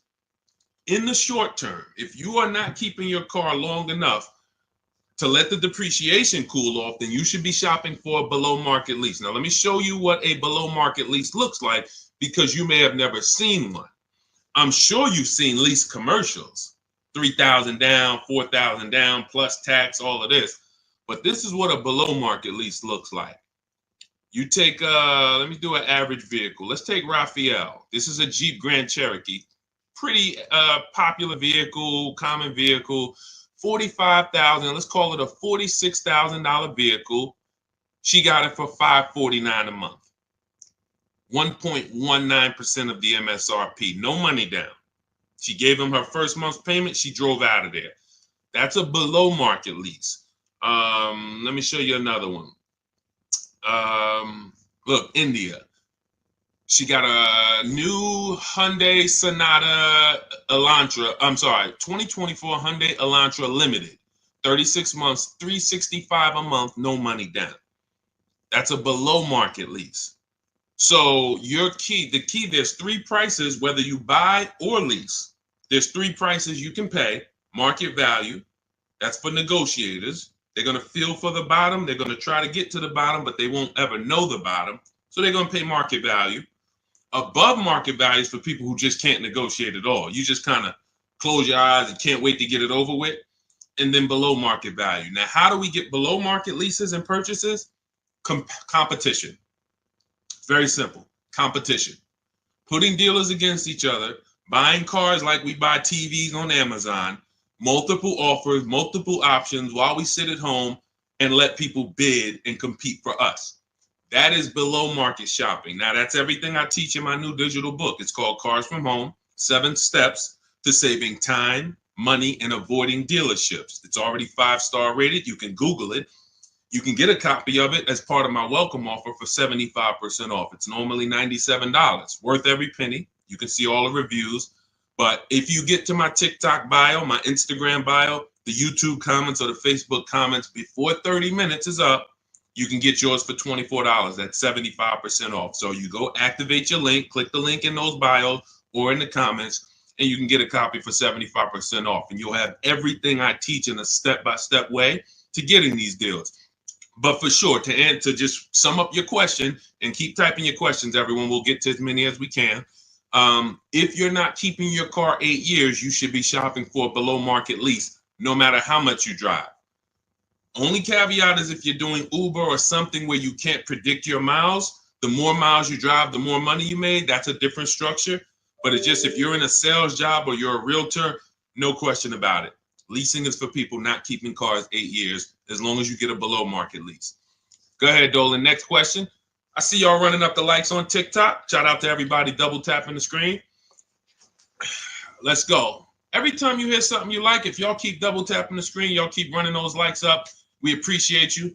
And, shout out to the people who really support the movement, not the people who check into the broadcast, the people who support the movement, the sharers, the new followers, the people who tag their friends, the people who double tap the screen, the people who hit the like button. Shout out to y'all. We couldn't do this without you. We appreciate you. Banana phone, 10,000 down, 725 credit. What car should I get? It's a lot of them out there, man. Pick one that you like.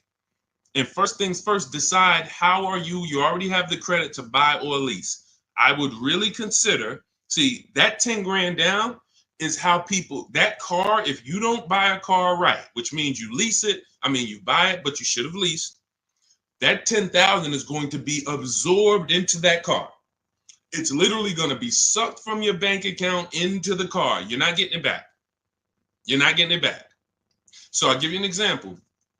If we look at Zafrina got a $65,000 vehicle. No, that's Teddy. Let's use Teddy. $73,000 BMW he got. He put no money down. His payment's $856 a month. He used our system. We contact 25 dealers. Now you can do it your way. You want to call around, talk to managers, get offers. That's fine. I just recommend you get at least 5 offers. Because what we've seen, I've seen this, been in the industry 14 years. I've been helping people online for more than 3 years now, all around the country. 4 out of 5 dealers are overpriced. So once you get your offers, you need to get at least 5 for you to get the below market offer. But now he comes and he gets $856 a month, no money down. His highest offer was $1123 a month out of all the offers he got. He said he got 10 offers from home. That's why our system is called Cars from Home. We don't need to be in dealers to get below market deals. So if he had bought this vehicle, even if they gave him a big discount, instead of 73, let's say he got it for 63. Let's say he got 10,000 off. Let's round it up to 65, even though the taxes would be more than that. Let's round it up to 65. Every $5,000, I need my people who know this to get ready to type this. Every $5,000 that you borrow on a loan is about how much per month?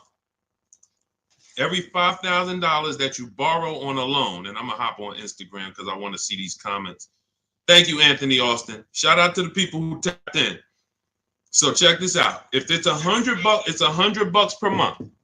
So now, even if they got a new car, a big discount, $65,000, he's paying $1,300 a month. He's leasing it for $856 a month. So you can't make that make sense. There's a saying, it's taken off the last couple of years that math is not mathing. If I'm driving the same BMW as you and I'm paying $856, you're paying $1,300, you lost. Can we agree? Agree? Can we type agreed? If 2 people are driving the exact same car out the dealership, one's paying $856, no money down. One's paying $1,300, no money down. Can we agree to $1,300 loss? Can we agree? Agree, right? Okay, so this is deal structure. This is deal structure. Now, mind you, think of the scenario I just used. $73,000 vehicle. He got $10,000 off of it. That would be a good discount. I think anybody would feel good if that was the below market offer on a BMW, 10 grand off. I think anyone would feel good, man. I saved 10 grand off this thing, but you still lost. You're paying $1,300 a month for 5 years. This person paying $856 a month because you structured your deal incorrectly. You put it on the wrong foundation. Now, if you're going to keep the BMW till the wheels fall off, then buy it. Pay the $1,300, pay the thing off, and then you got a BMW that's paid off. You can keep it for 8, 9, 10 years. If that's the strategy, forget about leasing. But if you're not keeping it 8 years, you lost. So the biggest thing, Banana Phone, before you think about, oh, let me go get a car, I got great credit and I got 10 grand down, you're going to walk into a dealer, they're going to see you just like blood and sharks looking at blood coming to the ocean. Hey, look at this guy. And you got 10 grand? I want to get all of it.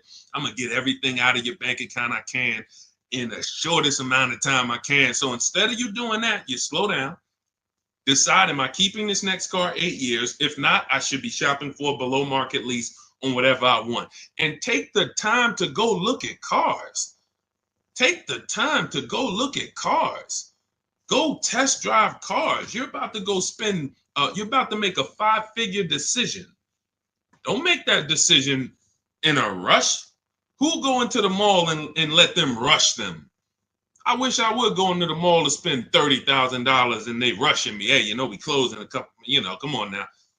So, that's why we're different. You go and test drive these cars. The only thing you want to do on our test drive process is test drive and leave. Get the card. Thanks a lot. Leave. Thank you. Leave. We never talk numbers in the dealership. So if you want a step-by-step process of how we do this, you can grab my new digital book, 75% off. It's called Cars from Home, 7 Steps to Saving Time, Money, and Avoiding Dealerships. Everything in there about below market leases, below market purchases, below market used cars is in there in a step-by-step way. But the first thing you want to do is ask yourself, how many years am I keeping this next car? If it's not 8, you should be shopping for below market leases, or somebody's going to get all that 10 grand out of your bank account. It's going to go into theirs. Go ahead, Dolan. Next question. Keep typing, y'all. We'll get to as many as we can. Shout out to the people on Instagram. Shout out to the people on every platform that's tapped in. Shout out to the sharers. Thank you to everybody who shares the broadcast with somebody. We cannot do this without you, and we appreciate you. Let's go. When should I tell them about the GM Family First discount? As soon as you're getting your offers. As soon as you're getting your offers. Now, let me tell you something about the people who have GM Family, X-Plan Ford, Mercedes Fleet, any special pricing where you think it's going to eliminate you needing to shop around. You're going to leave big money on the table because 4 out of 5 dealers are going to lie. That's just what we know. Not just because I'm not saying that because I was in the business. I'm saying that because I have people all around the country who we shop together. So we have real-time data to show 4 out of 5 dealers on average is going to lie. They're not going to give you the GM price. If they give you the GM price, they're not going to give you any rebates they may have because they'll love for you to come in. That's why when you come in and say, hey, get me to the invoice price, we got a deal. Love it. You didn't know I got $3,000 in rebates. Just get them the invoice price, show them the invoice, write it up, deliver the car. Love it. So what you need to do is you need to shop around, get multiple offers, tell everyone who you're getting an offer from, you're a GM supplier or GM family, and then look at the offers while they're in front of you, while you're at home. Because you cannot depend on someone to say, here's the GM price. What other offers? What if there's $5,000 rebates? What if there's $1,000? They're not, if you didn't ask for that, they're not going to volunteer it. So when you're at home, you sit down, we contact 25 dealers. In my book, I have a system where I teach you how to go online, contact 25 dealers in 20 minutes using my email scripts, and you're going to get 5 offers in about 48 hours. It's constant. It's a system. It's the McDonald's system of car buying. Now, if you want to do it your way, you call around. What I'm telling you is get 5 offers because that's the only way you're going to prove to yourself that dealers are overpriced and you need to get 5 offers. See, like we said about Teddy's deal, his best offer on his BMW is $856. His worst offer is $1,100 plus. That was a dealership consciously wrote, hey, Teddy, that's our best offer, man. $1,100 plus a month, which means they ain't worried about selling that car to Teddy. Somebody else walks into the dealership and wants that BMW, they're going to sell it to them for $1,100. They'd rather not sell it to Teddy because they know someone's going to pay us $1,100 for this BMW. Unfortunately, some person who doesn't know what they're doing, they'll call them a sucker. Some sucker's going to come in here and pay this. This is our price. We don't care if Teddy doesn't want to take it. No problem. Someone else is going to pay it. So this is why we must shop around, because you don't know if you're dealing with what we call an 80% dealer, which are overpriced no matter how much you negotiate, or are you dealing with a 20% dealer? The only way we know that is by looking at all their offers, getting at least 5, and then picking the below market offer. Okay? All of this is in my digital book if you want the blueprint. It's called Cars from Home. You can Google it. 7 steps of saving time, money, and avoiding dealerships. It's already 5-star rated. Thank you to everyone who's reviewed it. And as part of my welcome offer, you can get yours for 75% off. In my TikTok bio, click that link, the Instagram bio, the YouTube comments, or the Facebook comments, and you'll have it in your inbox in about 2-3 minutes. You'll have a permanent blueprint for how to get these below market deals from home. You won't be spending more than 20-30 minutes in a car dealership. And we never talk numbers in a dealership, ever, ever. Never talk numbers. You need to have a deal by the time you get to the dealership. If you're talking numbers, trying to get a deal in the dealership, that's never what we teach. We never do it. You have no leverage there. The car dealer has all the leverage, and you're emotional. No matter how much you try not to be emotional, the car's next to you, it's outside, you're emotional, and that's all going to work against you. Go ahead, Dolan. Keep typing your questions, y'all. We'll get to as many as we can. What is a below market lease? 3 prices. Above market value, below market value, market value. What are average people paying?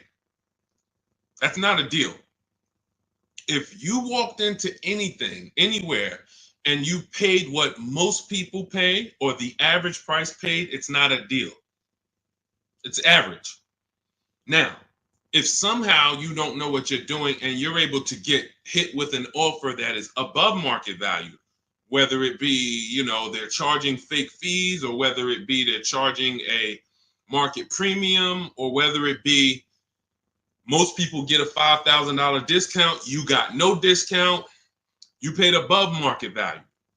But below market value is you see all the prices, you see the above market prices, you see the market value prices, you see the below market value prices, and then you pick the below market value. On a used car, there's a range. If I'm looking for a 2019 Honda Accord, there's a $5,000 to $7,000 range people are paying for this vehicle. Same car, similar miles. There's a $5,000 to $7,000 difference. And what we do with used cars is we actually get the brand new price, and that's what really helps us to get the below market value. I was shopping for a used Infiniti. I bought an Infiniti truck almost 2 years ago. 4 white ones I was looking at. They were all about 30 to 32,000. All 4 of them looked similar miles. But I pulled the new vehicle. I found out what each one of them was brand new. That made all the difference. That's in our process. Once I found out what they were brand new, I found out one was 46, one was 48, one was 52, and the one I ended up getting was 54,500 special edition. Cameras all around, all types of stuff in it that the other ones didn't have, but they were asking a similar price, below market.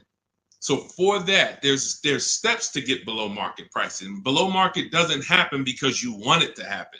Below market value leases, purchases, they're reserved for people with strategy and people who employ competition.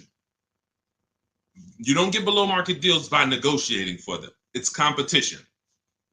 Looking at all the competition, you make your decision. You're probably getting below market deals on your TVs you buy, because you're going to go to Amazon, Walmart, Best Buy. You're not going to, but don't you see, whenever we buy these TVs online, don't we see higher priced TVs? Right? Right? Who's bought a TV in the last couple years? Say last 5-7 years, since Amazon has been it's been bigger longer than that, but who's bought a TV? A lot of people, right? Like, okay, we got a lot of people who bought a TV. When you got your price, didn't you see other TVs that were $200, $300, $400, $500 more? Someone's buying them. Someone's buying them. You go into Walmart, you see TVs that are lined up that are a whole lot more. Man, these TVs overpriced. Someone's buying them. So that, especially with cars though. And that's why you have to prove to yourself what below market deals is by shopping the market. And, we feel we have the best system to do that because we've helped more people do it than anyone. There's no one who has an official system for putting dealers against each other and creating competition like what we do, the Cars from Home system, be it in my book, be it in my coaching program, depends on how you like to learn. But all that info is in my bio. For those who want to know about my coaching program, where you want videos and you want to work with me directly, you can go to shopwithdeshaun.com or you can go to my bios there. I don't care how you do it. And I'm going to continually say this. I don't care if you don't do anything, if you don't do it my way. But if you call around and you get multiple offers and you want to talk to dealers, I don't care. My biggest thing is you pay below market value. That's all I care about. I'm just going to give you my options on if you want to do it my way without talking to dealers. Here you go. But the biggest thing is do it. Okay? Go ahead, Dolan. Shoot the next one up. Let's go. Keep typing your questions. EHH, good to see you. Bernie Watt, shout out to the people checking in on TikTok. I see you, Nans. Good to see you. Good to see you, Michelle, 423. High mileage driver, limousine service. Should I do a used car lease? Not really used car leases out there. You're going to see people have tried it. Lexus tried it. BMW tried it. But we can't employ competition because there's not a lot of options. You're going to find that in a lot of cases, used car leases can be, they're made up prices. It's tough. It's hard to know if you're overpaying. But if you do find one, it's worth considering. But again, I'm not going to make a deal without having other offers. So 99 times out of 100, leases are brand new cars. And I don't want to assume anyone knows that. So that's a good question. Leases are brand new cars. That's another benefit of leasing. You're driving brand new cars. You're the first owner. Brand new car smell you're getting every 3 years, and you're paying cents on the dollar compared to what people are paying to purchase them, as long as you're getting below market leases. So if you know how much you're going to drive, I will be leasing. If you know I'm going to drive 25,000 miles a year, I'm going to drive 20,000 miles a year, in most cases, then I would be leasing. Now, if you go below that, you could always sell the lease. I know some of you don't know about, most of you probably don't know you could sell leases. We've been doing it for 3-4 years. It's always been allowed. But, during the pandemic, I saw the opportunity for us to make thousands of dollars selling our leases. And made lots of videos about how to sell leases. And a lot of people came and sold their leases when the market was hot and high. And some people made $7,000, $10,000, $12,000, $15,000 selling their leases. So although values are not that high, we still do a check before we return our lease. So if you're under miles, or for those of you who you only drive 5,000 miles a year, the minimum lease might be 10. You're just going to sell that lease at the end and make money on it. So, this is all in my book. That's step 2. We call that the equity assessment. We never return a lease without doing an equity assessment to find out if the market value we could sell it for is actually higher than the payoff amount. So, but yeah, what I would do is I would spend the time considering, can I plan my mileage? Can I predict it? Now, let's say you can't. Let's say you're like, Deshaun, you know what? Some years I'm going to do 20,000 miles. Some year I'll do 40. Then I wouldn't tell you to lease. I would tell you to make sure that your loan, I want you to forecast. See, with a depreciating asset, what the people who learn from me, you're learning to forecast. You must forecast with a depreciating asset because you lose in the short term. When you buy it, you lose. So if you went to buy a stock and they said the stock's going to drop in the short term, but in the long term, it'll come back. In the long term, it actually makes then picture you trying to buy them and flip them in 2, 3, 4 years. You're going to just lose money, lose money, lose money. That's what people do when they buy cars that they only plan to keep for 4, 5, 6 years. You're losing in the short term. The depreciation is killing you, and it's killing your finances. So now you forecast out.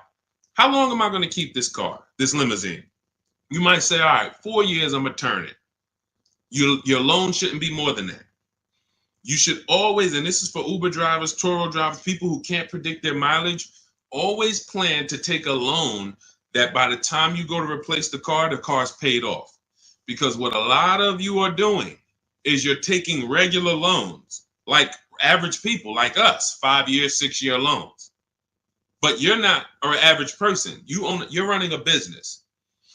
When you take a 6-year loan as an Uber driver and you look up in 3 years and you have 120,000 miles on your car, now you're like, okay, I think I want to replace this next year. I'm going to get me a new one. Now you're going to have 150,000 miles. Problem is your loan is still $10, $12, $15,000 that you're going to owe. So you pushed your losses to the back. You looked at the monthly payment. If you'd have just took a 2-year shorter loan, 4-year loan instead, yeah, but the payment's going to be $700 instead of $500. Okay, $200 more a month, but 4 years, you have no negative equity. Not only do you not have negative equity, you got an asset that you could probably sell for $5,000, $6,000. Instead of, oh man, all right, yeah, my payment was $200 a month less, but then when I go to replace the car, I got 15,000 negative equity. So you're jumping over dollars to keep the pennies. That's what you're doing. So your loan should match the time where you're going to replace your inventory. Okay? Good rule of thumb. Go ahead, Dolan. Next question. Carla, thank you for sharing. I see you. Shout out to the sharers. Shout out to everybody running the likes up on TikTok. Appreciate y'all. It's just good. I just want to show my appreciation to the people who help move this broadcast forward and help us spread this message. We can't do it without you. That's all I want to just say. Go ahead. Matthew Williams, when buying a vehicle, is your credit score taking a hit? And how often are they checking your credit? So we teach something called the bank bidding war. In my book, when you get my book, you get the bank bidding war blueprint because I haven't added it to my book yet. I see you, Pool73 on Instagram. We got you. Make sure you pull Pool's question in. Dolan, shout out to the people on Instagram. When buying a vehicle, is your credit score taking a hit, and how often are they checking your credit? We use something called the bank bidding war. The credit bureaus allow you to actually have multiple banks and credit unions access your credit with a hard pull within a small window of time. 14 to 45 days is what they say. You can Google this and you can prove it to yourself. Now, we don't even want to play with 14 days because I like the idea of making sure if you give me a minimum of 14 days, let's do it in 2 days. Now, they're going to allow you to have multiple people access your credit because they consider that rate shopping. If you're going to get a loan, rate shopping is, I'm going to give Bank of America a chance, credit unions a chance, I'm going to give the dealers, banks a chance, but it has to be within a small period of time. And you cannot go from this dealer, here, run my credit, and then go to this dealer, run my credit. That's not rate shopping. That's car shopping. This dealer here is running your credit, that dealer's running your credit, you're going to get banged out. So what we do is we don't let anyone run our credit until after we've already found the car. See, because the banks don't want you shopping. And my goal is to get you to understand the banks are not your friend. You may think the bank, oh, this is my bank, I've been working with them. Listen, they're not your friend. If they weren't making money on you, they wouldn't be doing business with you. So the money in loans is so big. There's so much money in loans. It's amazing. Why do you think banks are rich? Like, why do you think banks are in the banking business? They don't sell cars, they sell money. So what you want to do is realize that if banks don't want me to shop around, what are they going to start doing to keep me from shopping around? Well, they're going to give me a hard credit pull to get a pre-approval. Who's seen that? Hard credit pull to get a pre-approval. Stay by your keyboard, y'all. Remember, new people, we dialogue here. This is what we do. So you got to stay by your keyboard if you want to get the most out of what we do here. Hard credit pull, pre-approval, it's trash. Because now they've actually pulled your credit with a hard pull. The minute they pull your credit, they start the window of the rate shopping window is open. So that means you only have a certain period of time to have anyone else access your credit before that window closes. And those hard, that, if your credit score is going to drop 10 points for that hard credit pull or 8 points, whatever it is, If you do it again outside of that window, it's going to drop again. So we don't ever do hard credit pulls for pre-approvals. We always need to get a pre-approval with a soft credit pull if it's available. If not, then we use a tool. In my book, I have a calculator I created. It's called the Perfect Budget Calculator. By the way, in that book, I have 5 calculators I created. You can't find them on Google. That alone is worth the price of the book. Different calculators. We counter dealerships with. We buy used cars. You get to a part and you're like, well, I've never seen a calculator like this. Yeah, because we invented it. So we use the Perfect Budget Calculator. We take the average rate in the market and we budget. The budgeting tool actually tells you exactly what you can spend on a car, gives you multiple goals, so you're always below your maximum, and then you go shop. Because the only purpose for a pre-approval is budgeting. That's it. Just like, you know, we got homeowners on here, right? You own a home? You own a home? Type yes. Homeowner. The only purpose for the pre-qualification is to see what you can afford, right? That's all we need the pre-approval for. So that's why I created the Perfect Budget Calculator, so that you can actually use it. It creates the budget and then you move. I see you, AdWash. Yeah, that's the purpose. So we don't need the loan until we find the car.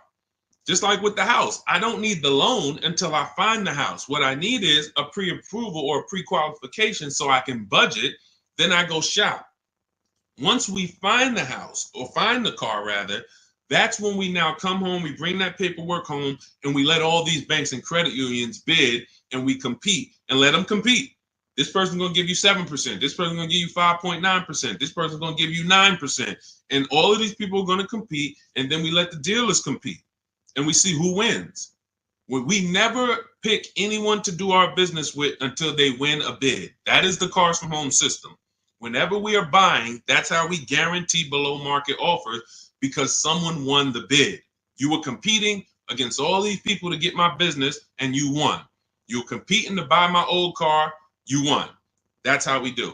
So that's the bank bidding war. You find your car, then you come home, call your bank, your credit union, online dealers, online bank, you let them compete.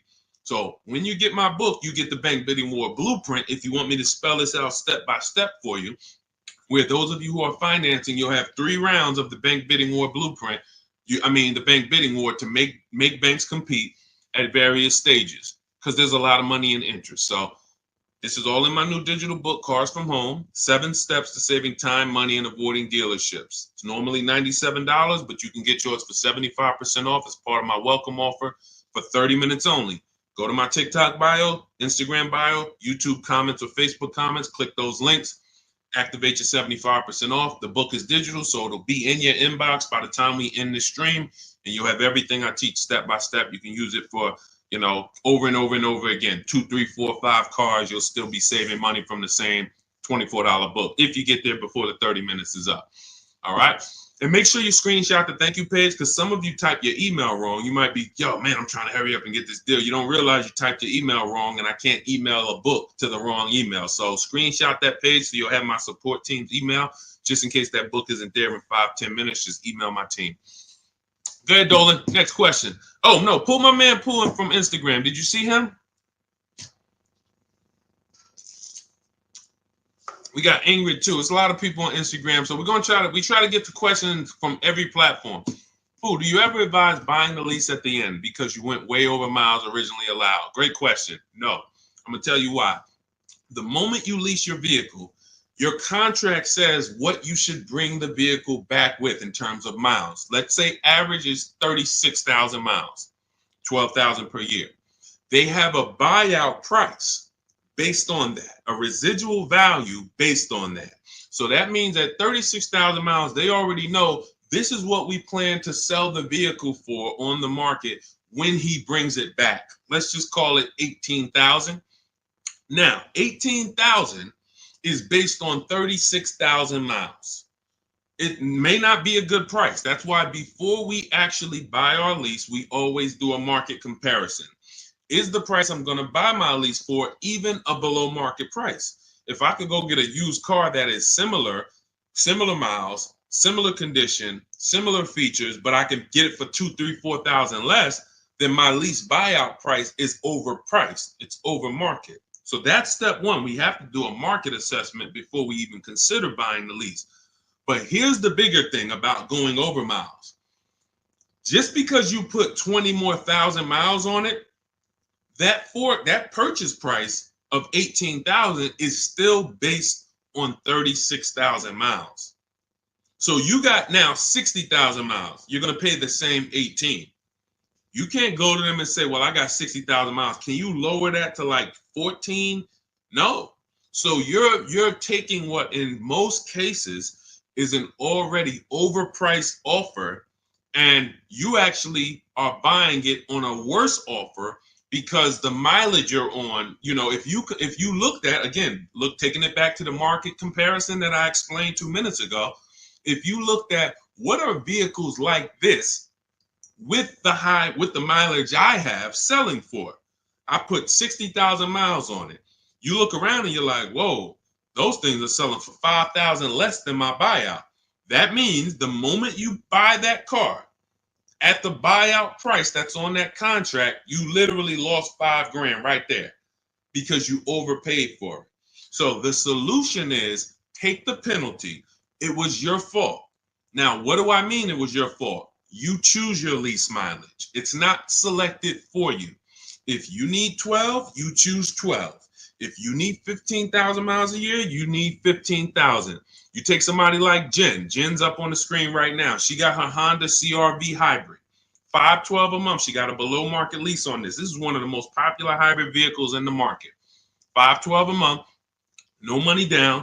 She adjusted it from 12,000 miles a year to 18,000 miles a year. So she's paying $563 a month, $50 more, but she gets to drive as much as she needs to. She's driving 18,000 miles a year for $50 more per month. So a lot of people who you'll hear talk about their lease experience and tell you don't lease, they took the 512. They would look at the lower payment, never adjust it to what they need, and then they end up telling you don't lease because I got a bill for the mileage. No, you got a bill for the mileage because you signed a contract. You said in that contract, I'm going to use this. You had the option at the time of signing the contract to choose more mileage, but you didn't. And then you went over the mileage you drove. So therefore you paid for that. So I would always take the penalty. You can actually do a deal where you actually shop for a car, and the best offer you find, you can actually have them cut a check to the old company. So let's just say I had a $3,000 bill coming, a $3,000 mileage penalty bill coming. I find a car like, let's say I'm shopping like Zafrina. Let's take Ansley. Ansley right here. He got a $58,000 lease on a 2024 QX60. $554 a month. So that's what we call an under 1% lease. You're driving a almost $60,000 vehicle. You're paying $554 a month, no money down. So let's say I got a $3,000 mileage bill. If I'm Ansley, I'm gonna shop, get my best offer, and then I'm gonna say, hey guys, I need you to cut a $3,000 check to my old leasing company, because I don't want to pay that mileage. Now, what's going to happen is my payment is going to go up because they need to build that into the sales price, but I don't need to come out of pocket with it. I don't need to come out of pocket with it. Now, if you could come out of pocket with it and write it, some of you could actually do a payment plan if you want to do that. That's fine too. But I'm talking to the people who you're like, all right, I don't necessarily want to come out of pocket with the penalty that I'm going to get for the mileage. So therefore, let me actually go and make a deal. So you could do a payment plan for the penalty, or you could just have the dealer you're going to buy from cut a check to the old company, to the old bank on your behalf. They'll build that into the sales price, but you shop for your best deal first. Before you do any of this, you always shop for your best deal, identify the 20% dealer, and then work with that dealer on structuring, hey, how much would it cost me to just have you? How much would it raise my payment for you to cut the check to them? Okay. And also, we do an equity assessment, Pooh. Step 2 in my book. Call your leasing company, find out what your payoff is. Go to our 6 sites, not our 6 sites. Go to these 6 sites we get offers from: Carvana, Driveway, Kelly's Blue Book, Instant Cash, CarMax, Car Gurus and AutoNation, maybe you can sell the car and come out with a lower penalty based on selling the car. Because if you sell the lease, there's no penalty. So, but you know, if you could sell it for 20, but you owe 8, but you owe 21, then you just cover the difference and you pay the 1,000. So again, this is how we work with people. There's a reason people work with me. I'm not just a regular guy, and thank God I spent a lot of time learning this business, and I spent a lot of time in dealerships people can't work at. That's really the fact. A lot of the dealers, when I went to Mercedes, Ray Catena, if I hadn't worked at Ray Catena, I wouldn't know this. I went from being a GM salesman to Ray Catena said, listen, if you're going to work here, you know, we don't have finance managers. You're going to be the finance manager. You're going to have to get the customers approved. You're going to have to understand the rates, residuals. This is stuff I didn't do at GM. And so I thank God that was a blessing for me to start my career with Mercedes at Ray Catena. Yankee Stadium, top 3 dealers in the country.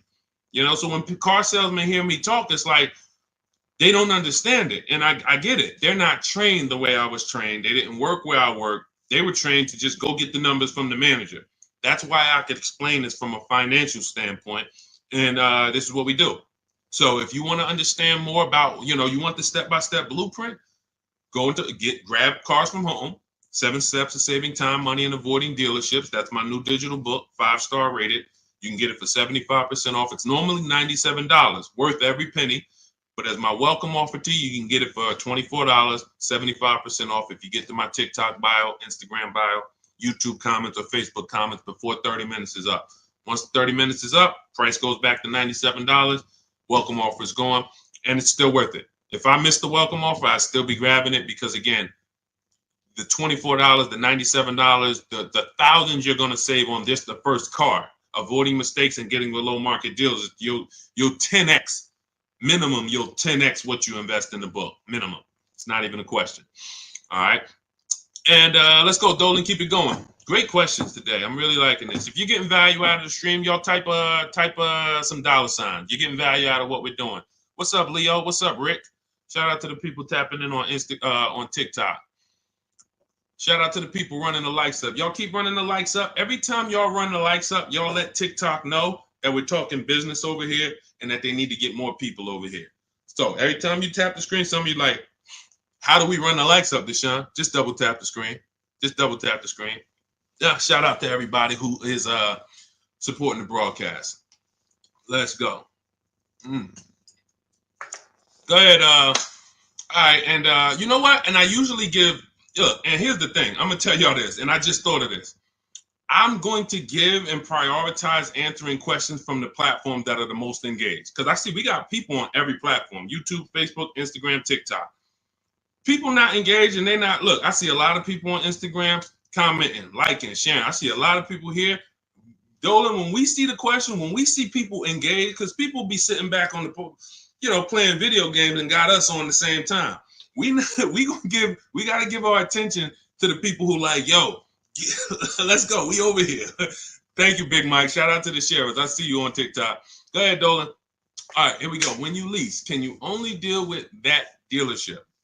Well, we never lease without a dealer winning the bid. So I want you to think about it like this. Whatever car you choose and you want to lease, that dealer, that car is all around the country, sprinkled all around the country. That dealer might have more than one, but in the state alone, there might be 10, 15, depends on the car. Now, when you look at the car, do you have to realize it's like when you go into the store and you're looking at spaghetti sauce.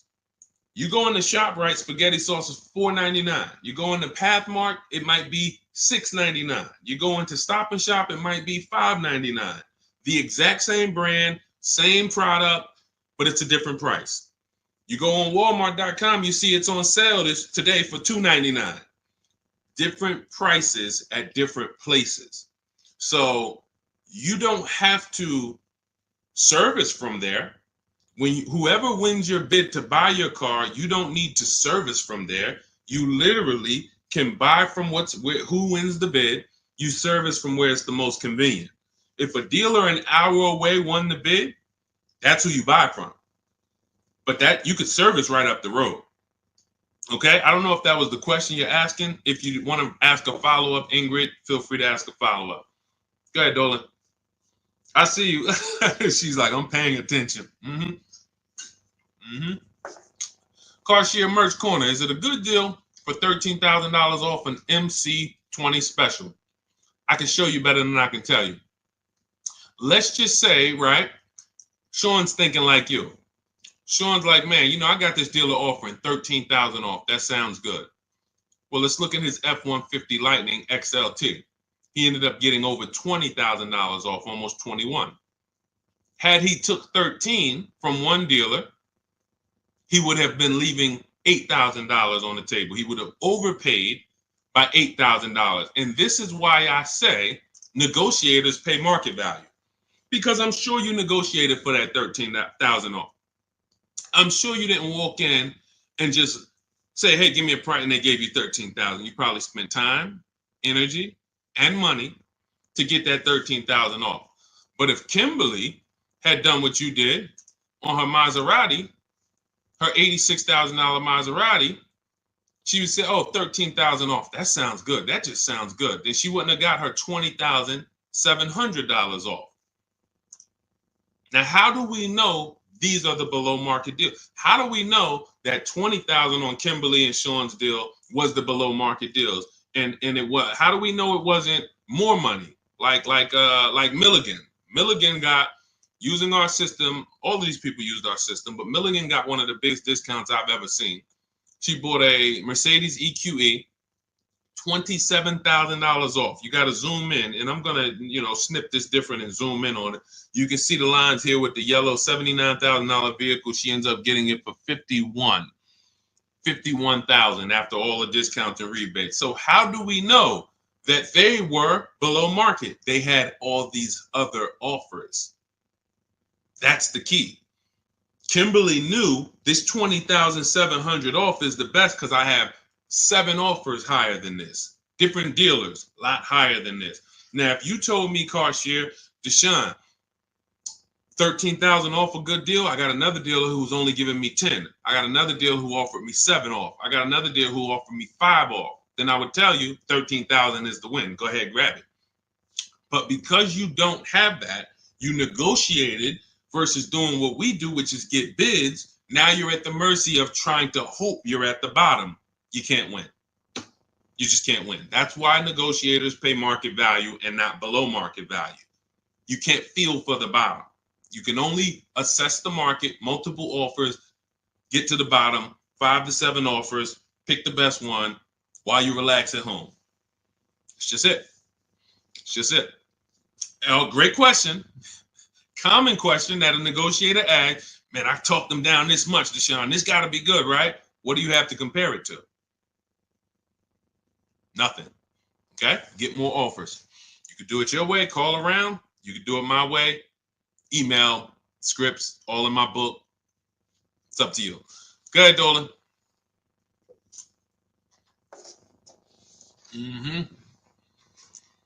When over on mileage, does it make more sense to sell to a place like CarMax? I'm already over, so at this point, it's pay $7,000 or sell to someone else and have a $2,000 difference. My first lease, hard lesson. Great. See, I want to read this question again because see, I'm proud of you for even asking this question and coming at this the way you're coming at it, because that's what you do. When over on mileage, doesn't it make sense to sell to a place like CarMax? I'm already over miles at this point. It's pay $7,000. So if I return the lease now, I got a 7,000 mileage bill coming to me, or sell to someone else and pay the difference. In my book, I teach you how, when you have these types of penalties, or in this case, or in other people's cases, negative equity, you want to sell and pay the difference, because that's going to lead to the lowest amount coming out of pocket. So yeah, if you drop off your lease and they bill you $7,000, but you could have just sold it to CarMax and paid the $2,000 difference, way better way to go. And then, next time, let me get the mileage I need so that I don't have to deal with this again. But for getting out of it, 100%. All day long, I would sell to the highest bidder. That's going to give us the lowest amount of penalty, and then pay the difference and then do a fresh deal. That's it. Way to go. Way to go. That's called See, it's times where I was in Mercedes, right? And I had to sit down with a client and tell him, there's no way for you to escape the bullet. You're going to bite a bullet because the damage is done. The decision was made. Now what we're doing is trying to see what option allows us to have the least out of pocket, the lowest, the smallest bullet to bite. We got to bite a bullet. But $7,000 coming as a bill, that's a big bullet. $7,000 bill that you owe, big bullet. $2,000 to CarMax coming out your bank account, $2,000, small bullet. So the key with these situations is seeing what's the smallest bullet and knowing all the options so that you don't just say, well, I'm over. See, because watch this. Some people would buy that car. And what they would do is they would buy that car, pay, I mentioned this probably about 10 minutes ago, pay the normal buyout price, but except they over miles by, probably 40,000 miles. So a car that should have been 12,000, they buy it for 20, and now they're invested in that car. Financing those losses is horrible. That's a huge bullet. So there's all types of bullets, and what you need to know, and you already know this, but what anyone outside of you needs to understand is, when I got myself in these situations, I need to know every single option for getting out of it. Because if I could have paid $2,000, but I paid $7,000, or I paid $8,000 and financed it, that's just ignorance. That doesn't mean I'm stupid. There's a difference between being stupid and ignorant. Ignorant means I just didn't know. I was not aware, and it cost me. Now, Dave Ramsey calls it a stupid tax. I don't call it stupid. I call it you just didn't know. That's ignorance. That's why I make it my business to tell you all the options. In my book, I lay out all the options. And if you choose the wrong one or do the wrong thing, having all the information, now that's no longer ignorance. So great question. Great question. Go ahead, Dolan. Keep typing your questions. I see you, Shake Wash. Thank you. And it's Mercedes to my husband. Yep. I just said, you do private consultation. Shake Wash. We don't do private consultations. We have two things we do now. We have a do-it-yourself program. That's my book. This is great for do-it-yourself people who, Deshaun, give me the blueprint. Give me all the steps. I will follow them to get the result. We have a done with you program where we work with people directly. And it's a different learning style. So instead of the books, we have videos and we have, I'm supporting people. That's a different learning style. You want to find out about that, you can go to my TikTok bio, Instagram bio, or Dolan will post a link, Shop with Deshaun, in the comments on YouTube and Facebook. So it's all up to you. In the future, we're working on it right now. We've tested it twice.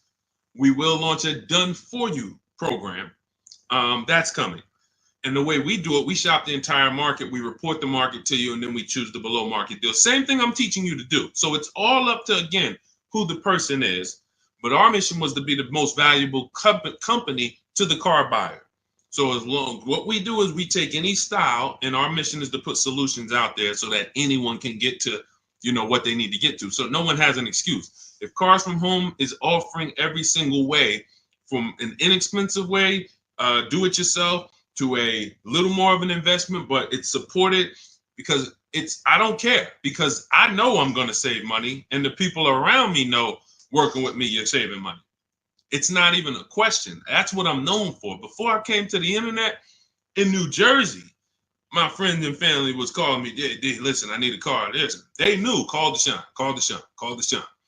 Once I came to the internet, it's like, yo, I don't do that no more, family. Like, I love you, but I'm teaching people. I need thousands of people to know this information. So a couple friends and family said, all right, D, where do I go? What do I sign up for? All right, give me the book. So it's, so the mission is not changed. It's just now we have to help more people. So, but yeah, I mean, there's no one attached to me who knows me who would be like, yo, knowing Deshaun hasn't saved me $10, $15, $20,000 just knowing him when it comes to this car stuff. That's what I hold myself accountable to. All right, okay, Dolan. Jason Simmons, should I pay for taxes up front on my lease or have it wrapped into the lease payment? I would always shop for a lease with no money down. We shop with only, this is the structure we use when we shop. First month's payment only, out of pocket. because with a lease, you pay at the beginning of the month. So when you see these people, India, when you see these people, Zafrina, Ansley, they all are, when they say no money down, they're paying their first month's payment and then they drive off. If we can get a deal, between 1%, and a lot of these deals are under 1%. Some of these people got 0.88%. Zafrina on her Jeep, she got a 0.88% lease, $65,000 vehicle, So what our goal is, under 1.5% is the best offer because the lease programs change. So sometimes it's super, very, very hot vehicles and, the lease programs don't have much support. So your best offer is going to be 1.4. You're going to see other vehicles, 1.5, 1.6, 1.7. You're going to see other offers, that are a lot higher, but the best dealer might come in at 1.4. Okay, if you really like that vehicle, then I would take it. There's a lot of other vehicles that offer more value to lease, because as you can see, if there's, Charles got a Palisade, very, very hot vehicle. He got as a 1.25, I believe, 1.23, $48,000 vehicle, $597. That's a hot vehicle. Palisade has been hot. Kia Telluride has been hot. So to pay 1.4, 1.5, you have to really, really want that vehicle. But that's the cap. So if we find a vehicle, as long as it's under 1.5, it's good value. It's a deal. Lower the better. But down payment comes to affordability. That's all that matters when it comes to down payment. That's all. If you look and you say, all right, I shopped all my offers, I can see right. Let's just go back to Charles. Let's use Charles for an example on his Palisade. Let's say you're Charles. You use our system, you get all your offers, you see that your payment is $597 a month for this Palisade, $48,000, no money down. You might say, all right, I really want my payment to be, you already know this is a deal. It's already a deal. I could do no money down, but I want my payment to be really $500. All right, I'm gonna put money down and get it to $5. That's when you put money down. That's how you put money down. Money down is never buying your deal. And for too many of you, money down buys your deal, which is not a deal. You think, well, what's the payment if I put this down? You're not looking and basing it off of, man, I got a below market price. You're trying to buy your way into the deal. That's why when a car salesman talks to you, what's one of the first questions they ask you? When you look at a car, right? One of the first questions that they're going to ask you is what? Once you pick a car out, what are they going to ask you? Let's give everybody some time to type. What are they going to ask you?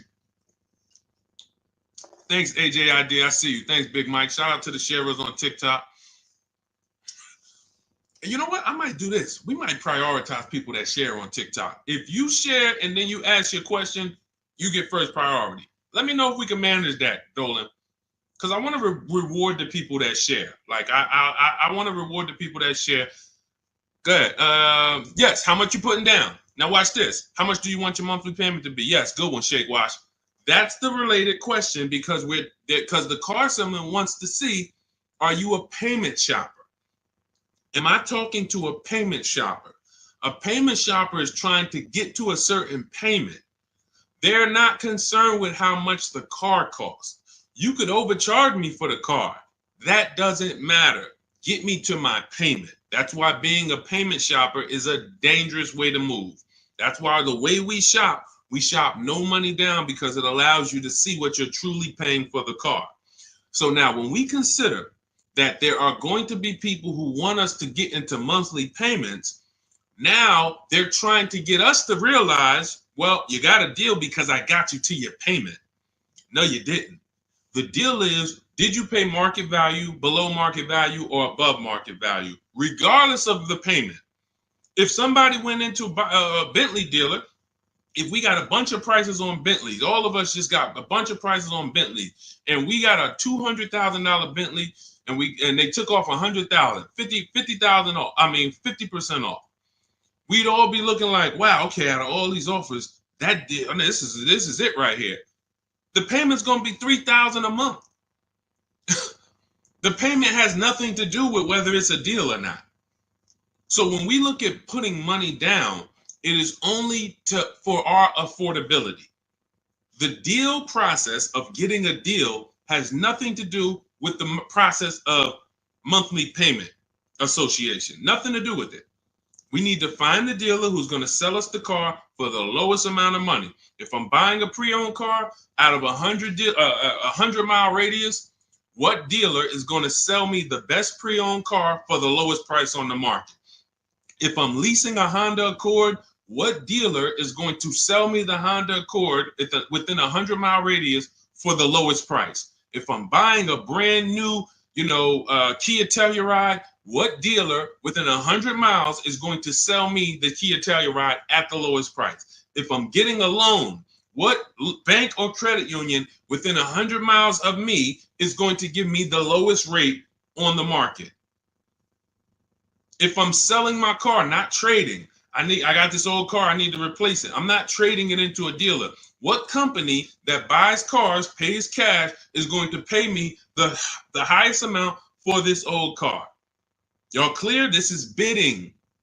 We have a bidding system. That's what Cars from Home is. So if you want to know all of this, you want the entire blueprint, everything that Zafrina and Teddy and Jen and all these people I've showed, Raphael during the stream, have used to get to their below market deals, you want to grab your copy of Cars from Home, my new digital book, 7 Steps to Saving Time, Money, and Avoiding Dealerships. It's normally $97, but my welcome offer to you for the next 30 minutes, 75% off. You can get your copy for $24 if you get to my TikTok bio, my Instagram bio, the YouTube comments, or the Facebook comments before 30 minutes is up. You'll pay $24.